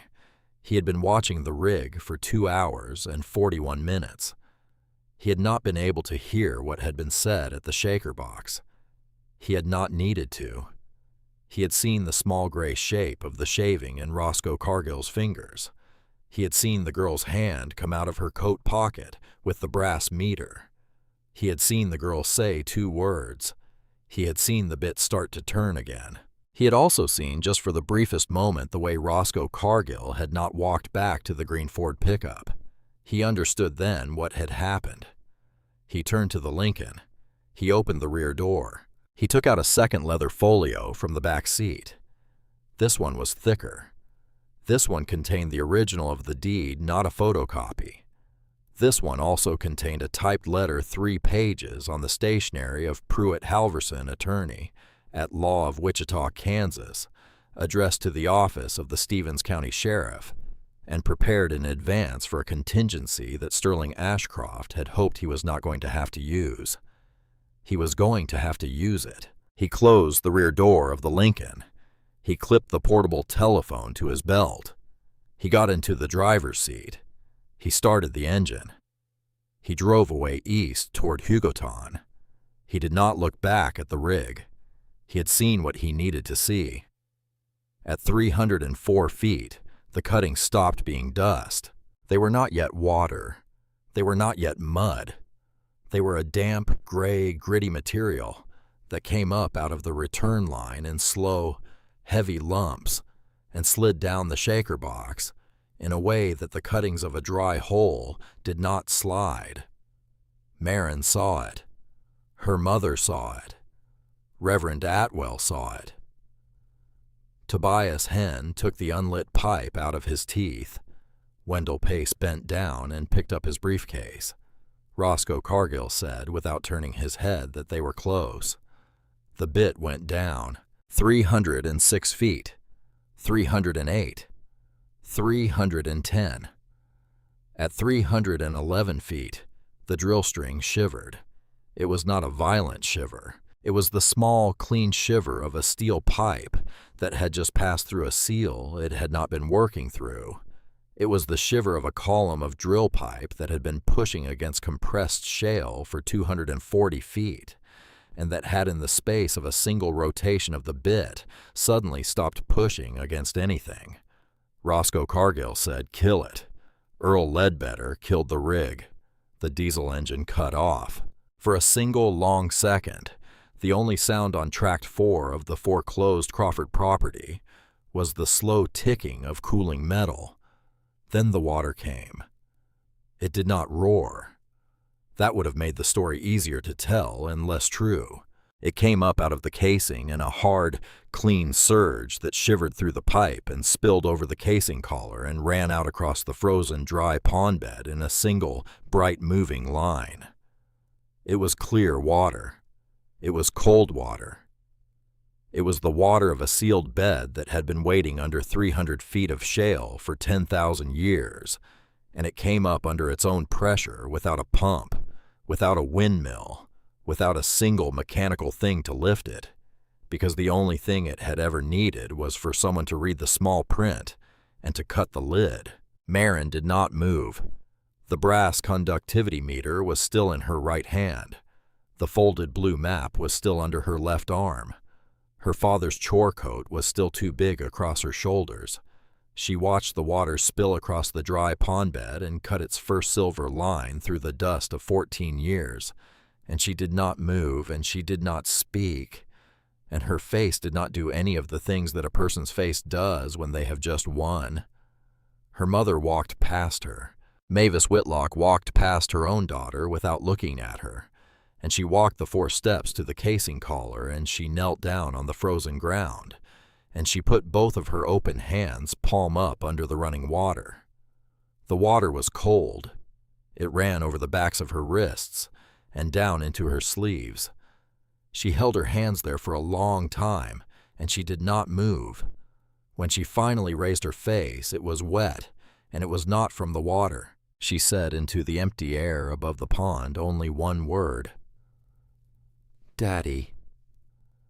That was the moment that the story finished being a story about land.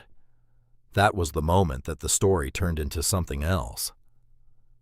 Reverend Atwell, who had been standing 6 feet back with his old hands folded at his waist, took off his hat.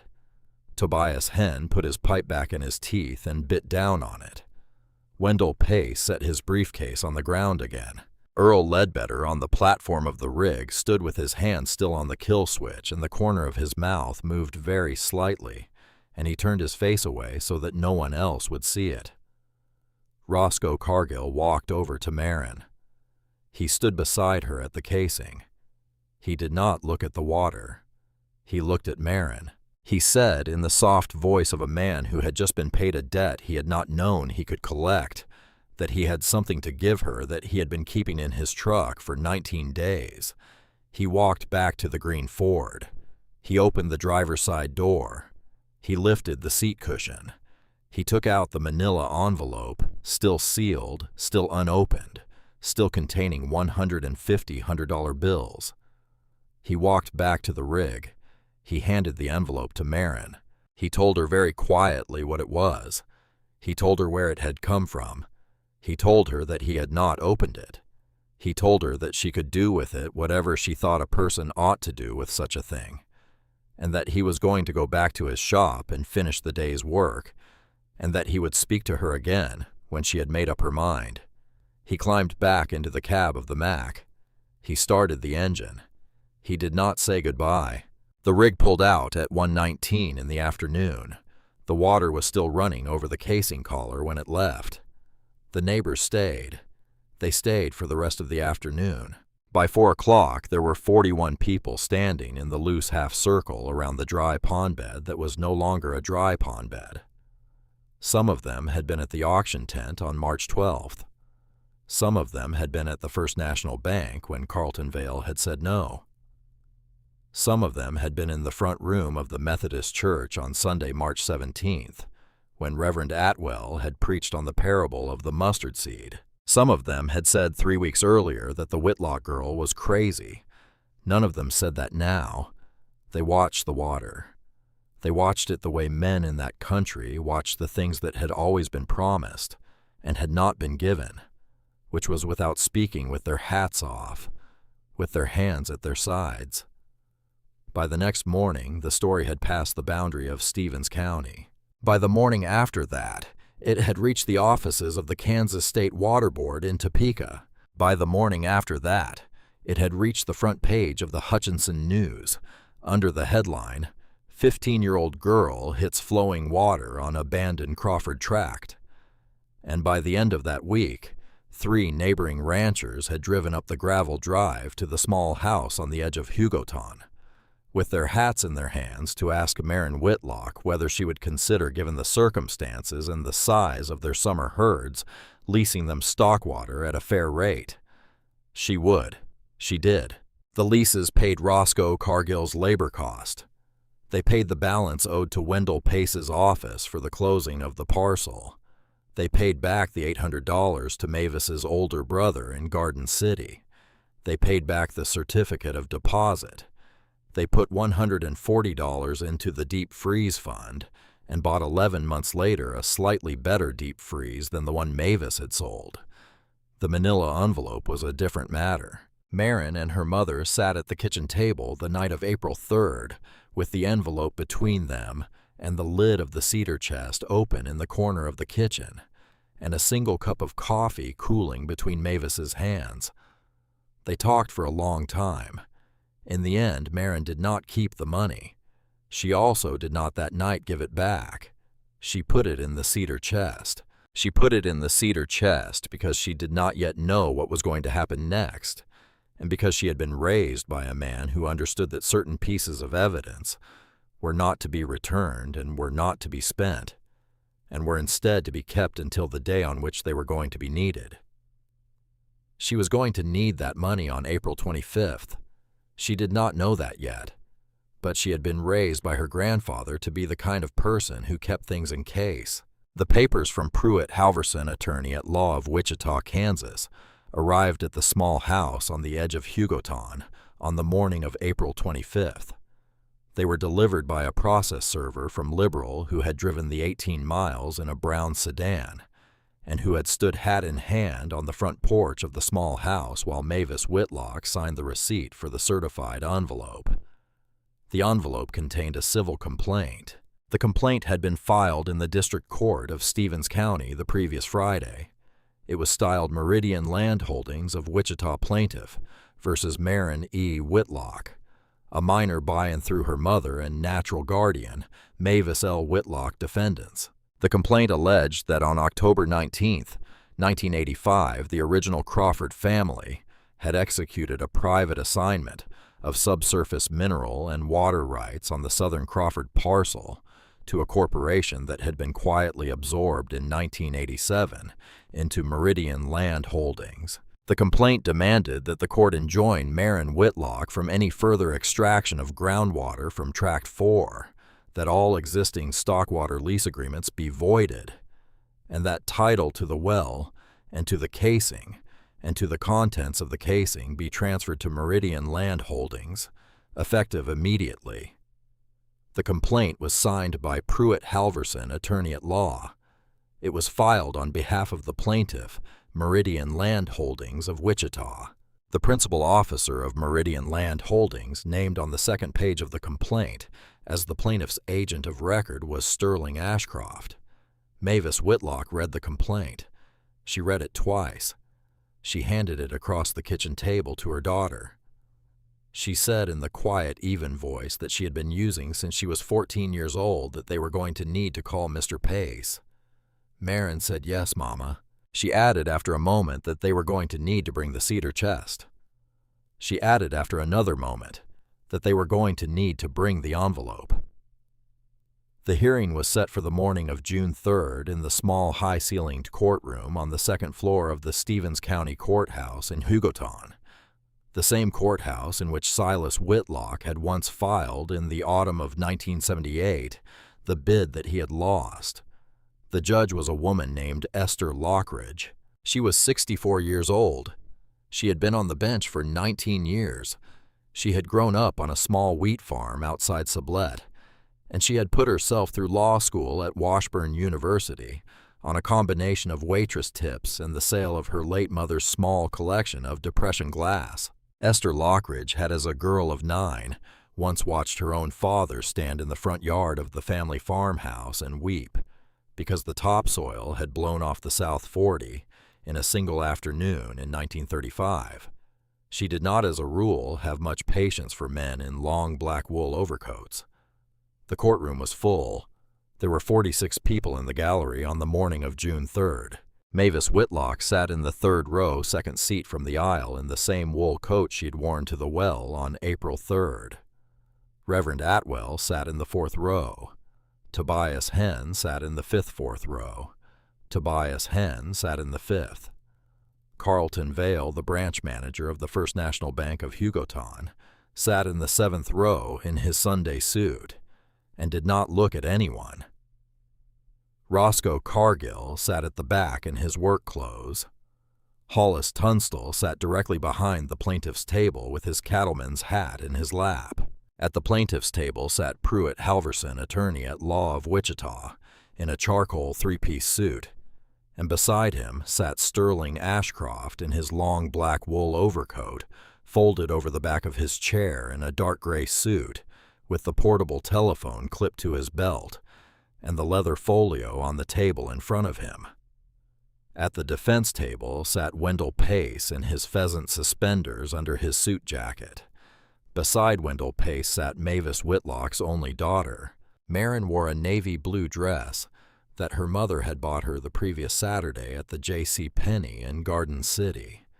The dress was a little too long in the shoulders. Her hair had been brushed by her mother that morning at the kitchen table. The cedar chest sat at her feet on the courtroom floor, where Wendell Pace had set it before the hearing began. The chest was closed. It would not stay closed. Pruitt Halverson rose first. He spoke for 41 minutes. He cited the assignment of 1985. He cited the absorption of 1987. He cited the doctrine of prior reservation. He cited 4 cases out of the Kansas Court of Appeals and 2 cases out of the Oklahoma Supreme Court, and 1 case out of the Federal District Court in Topeka. He spoke in the smooth, confident voice of a man who had been in many courtrooms. He sat down. Wendell Pace rose. Wendell Pace did not cite any cases. He walked to the defense table. He bent down. He opened the cedar chest. He took out 1 folder. The folder was labeled in pencil in Silas Whitlock's careful hand, Section 17, Township 33, South Range 37 West. Wendell Pace opened the folder on the defense table. He took out a single sheet of paper. The sheet of paper was dated April 14th, 1979. It was a notarized assignment of subsurface water rights on the Southern Crawford parcel, executed in favor of Silas Earl Whitlock of Hugoton, Kansas, by the original Crawford family, in consideration of the sum of $1 and other valuable services rendered. The notary's seal at the bottom of the page was the seal of the Stevens County clerk. The notary's signature was the signature of a woman named Iva Loomis, who had been the Stevens County clerk from 1971 to 1993. The witness signature at the bottom of the page was the signature of a man named Garrick H. Tunstall, Vice President, Hugoton State Bank. Wendell Pace held the paper up. He turned it so that the gallery could see it. He said in his soft, slow country lawyer's voice that the assignment to Meridian Land Holdings, dated October 19th, 1985, had been executed 6 years after the Crawford family had already assigned the same rights to Silas Whitlock.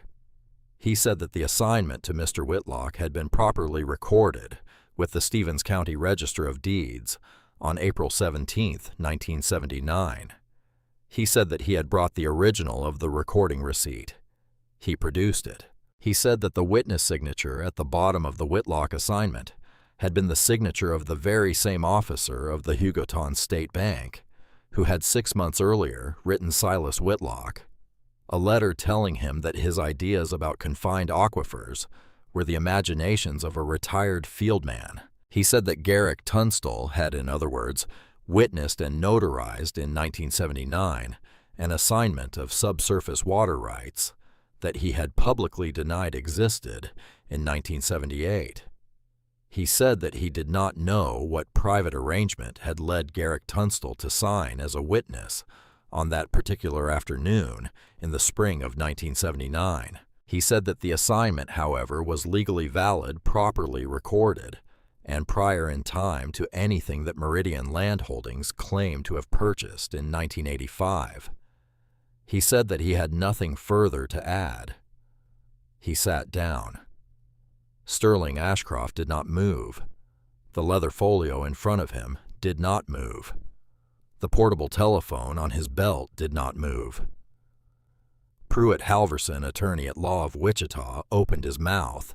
Pruitt Halverson, attorney at law of Wichita, closed his mouth. Judge Esther Lockridge looked over the top of her reading glasses at the plaintiff's table. She said in the dry, quiet voice that the Stevens County Bar had come to know very well in 19 years on the bench that she was going to recess for 30 minutes, and that when she came back, She was going to expect Mr. Halverson to have an explanation for the court as to how his client's 1985 assignment had been recorded against a parcel whose subsurface rights had been encumbered to a private party 6 years earlier, with a witness signature from the very institution whose own files would presumably have shown the prior recording. She rose. The gallery rose. She left the bench.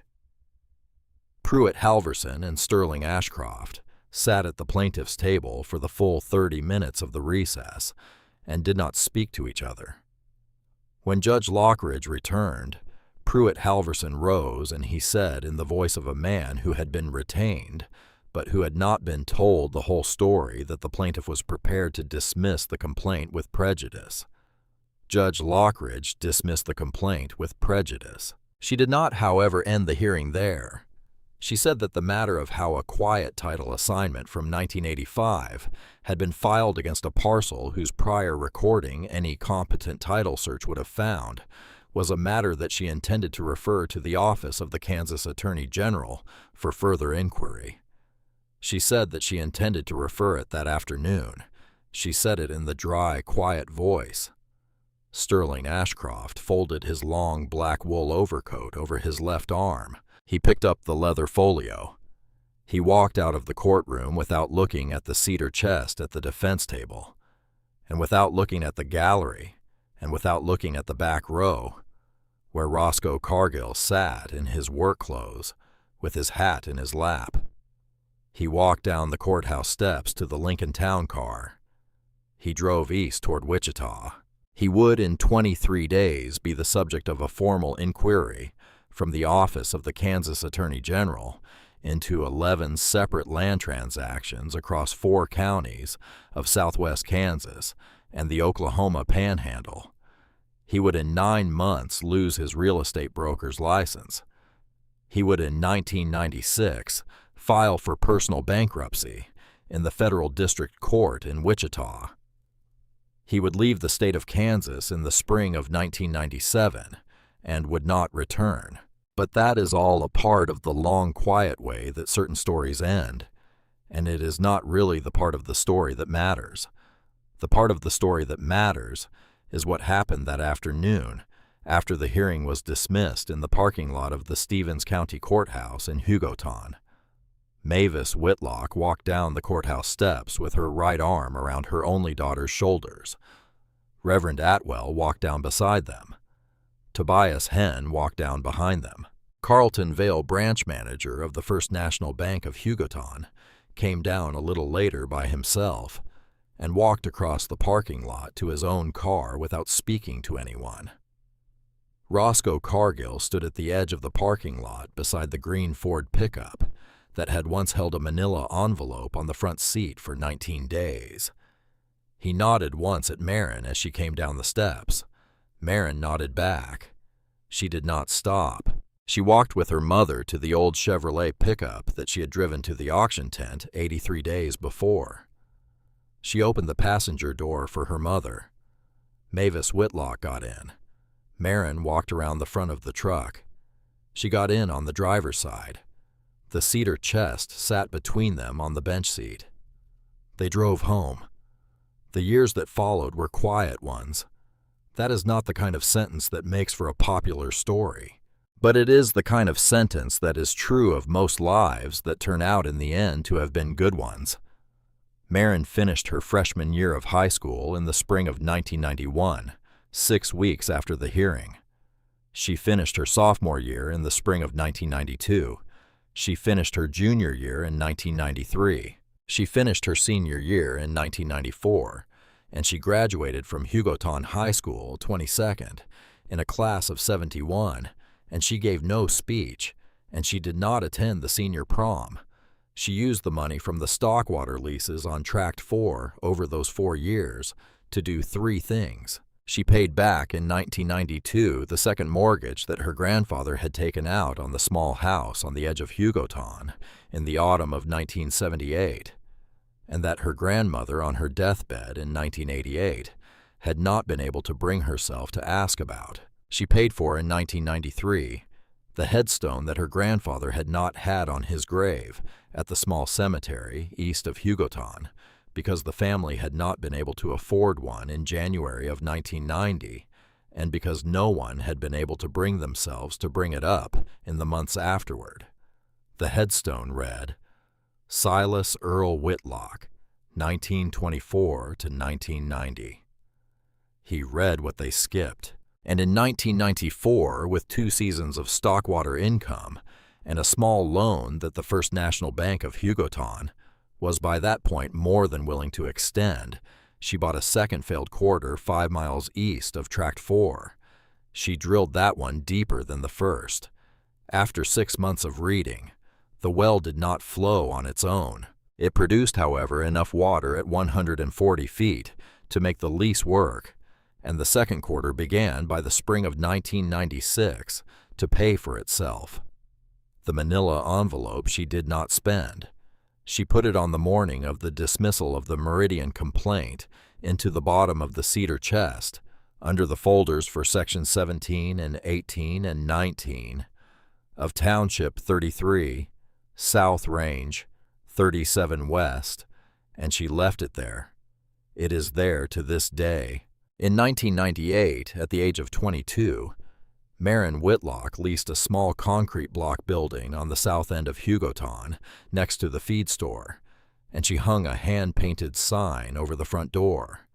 The sign read, Whitlock Groundwater and Range. There was no slogan. There was only the name and a telephone number.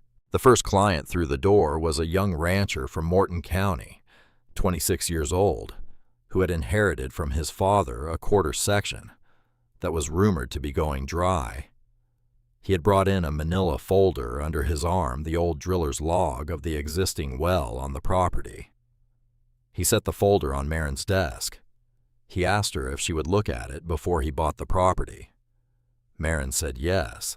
She made him sit at the kitchen table at the back of the office and read the driller's log out loud to her twice before she would so much as glance at it herself, because that was what her grandfather had once made her do, and because she had learned by the time she was 22 years old that the most important part of teaching a person to read what other people skipped was making the person discover themselves the line they would have skipped. He skipped a line. She made him go back to it. He read it again. The next morning, the two of them drove out to the quarter section together in her grandfather's old Chevrolet pickup, with the brass conductivity meter in her right pocket, and the folded blue map of the parcel on the bench seat between them. And they walked the ground for 3 hours, and she told him at the end of the 3 hours that the existing well had been drilled in the wrong place by 46 feet. She told him where to drill instead. The young rancher bought the property. He moved the rig.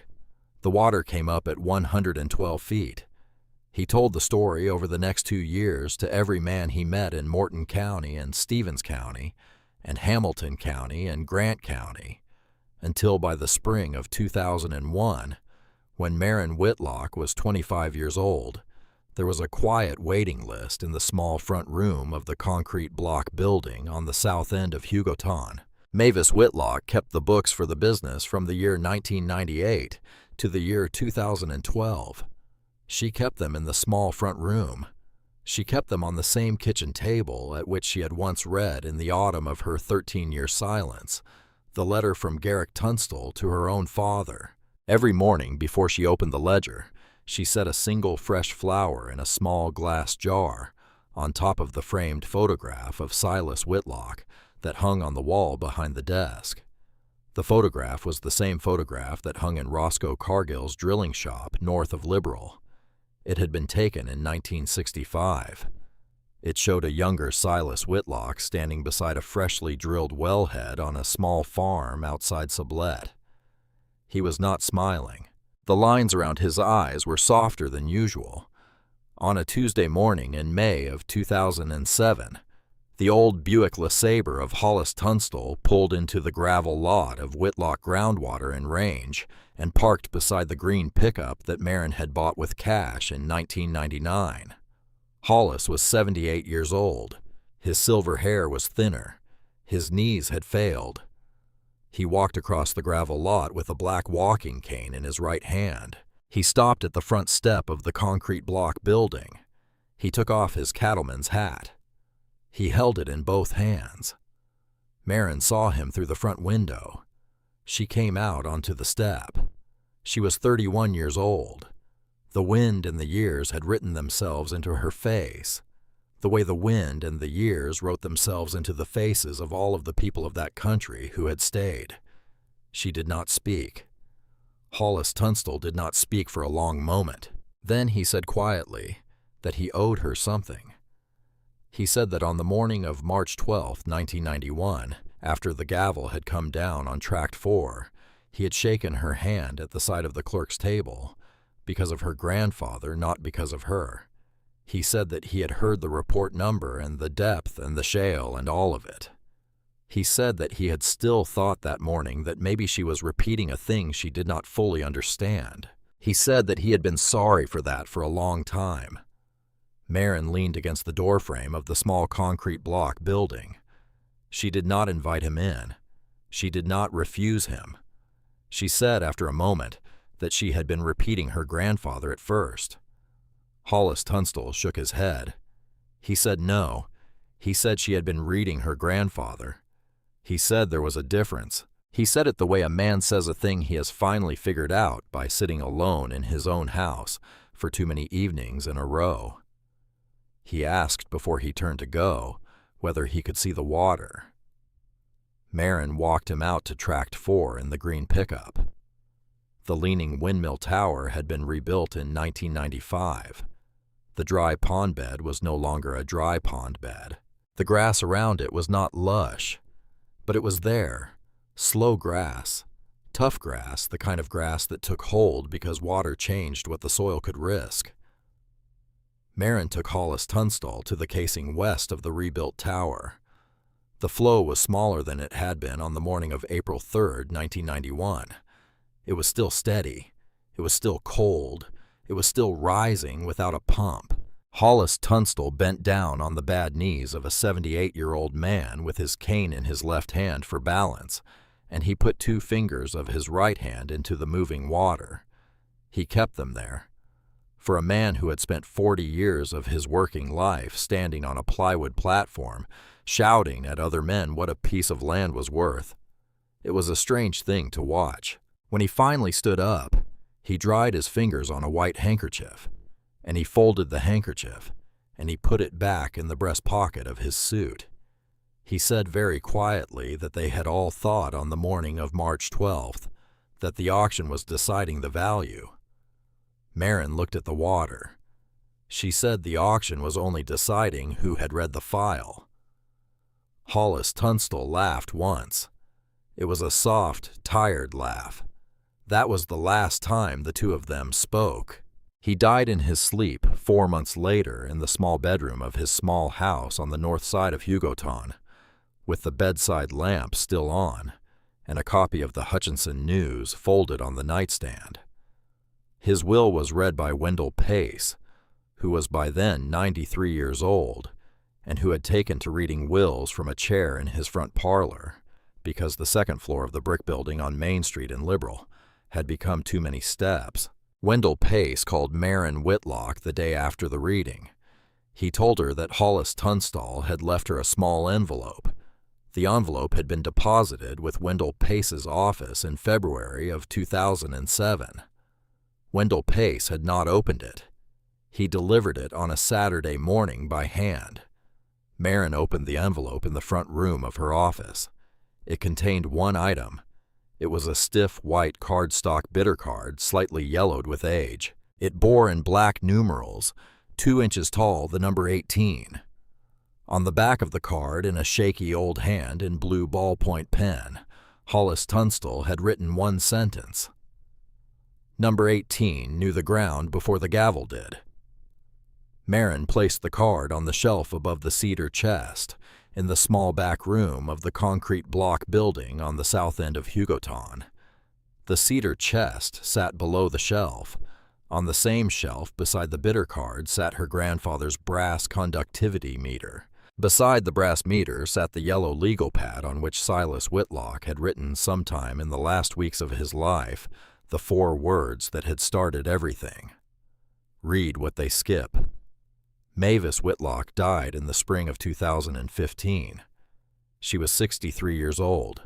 She was buried by Reverend Atwell's successor in the small cemetery east of Hugoton, in the plot directly beside her father, under a headstone that her daughter had ordered the year before, and that Mavis had approved with a small, quiet smile on a Sunday afternoon in October of 2014, while the two of them had been sitting at the kitchen table together with a pot of coffee and the headstone catalog open between them.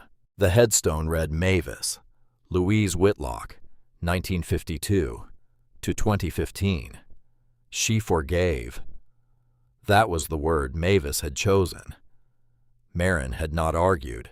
Roscoe Cargill retired from the drilling business in 2008 and sold his rigs to Earl Ledbetter, who had been working with him since 1976. Roscoe died of a stroke in 2014 at the age of 81.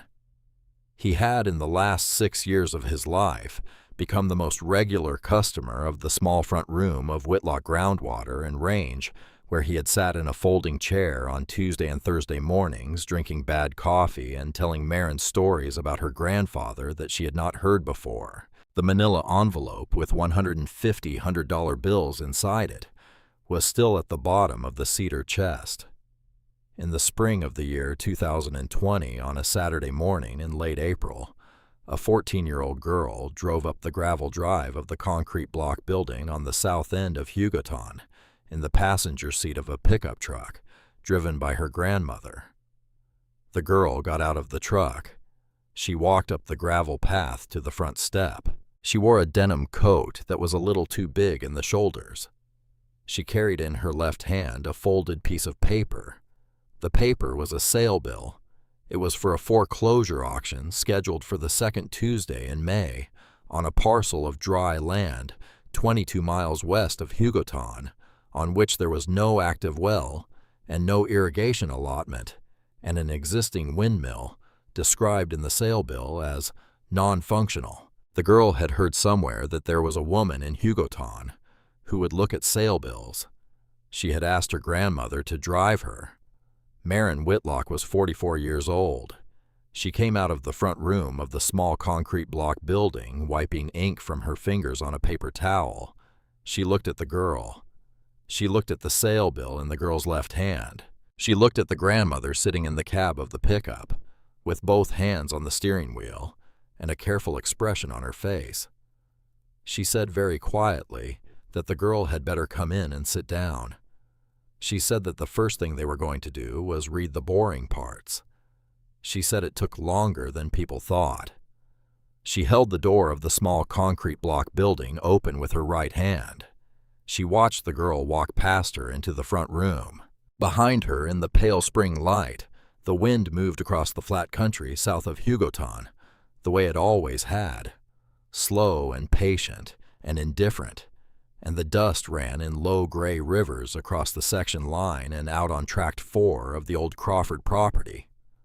13 miles to the south, the water of a confined sandstone bed that had been waiting under 300 feet of shale for 10,000 years was still rising that morning without a pump into the bright, clean April air. It had been doing that for 29 years. It would do it for a long time yet. The land remembered. The land had always remembered. The only thing that had ever changed in any of it was whether a person was willing to read.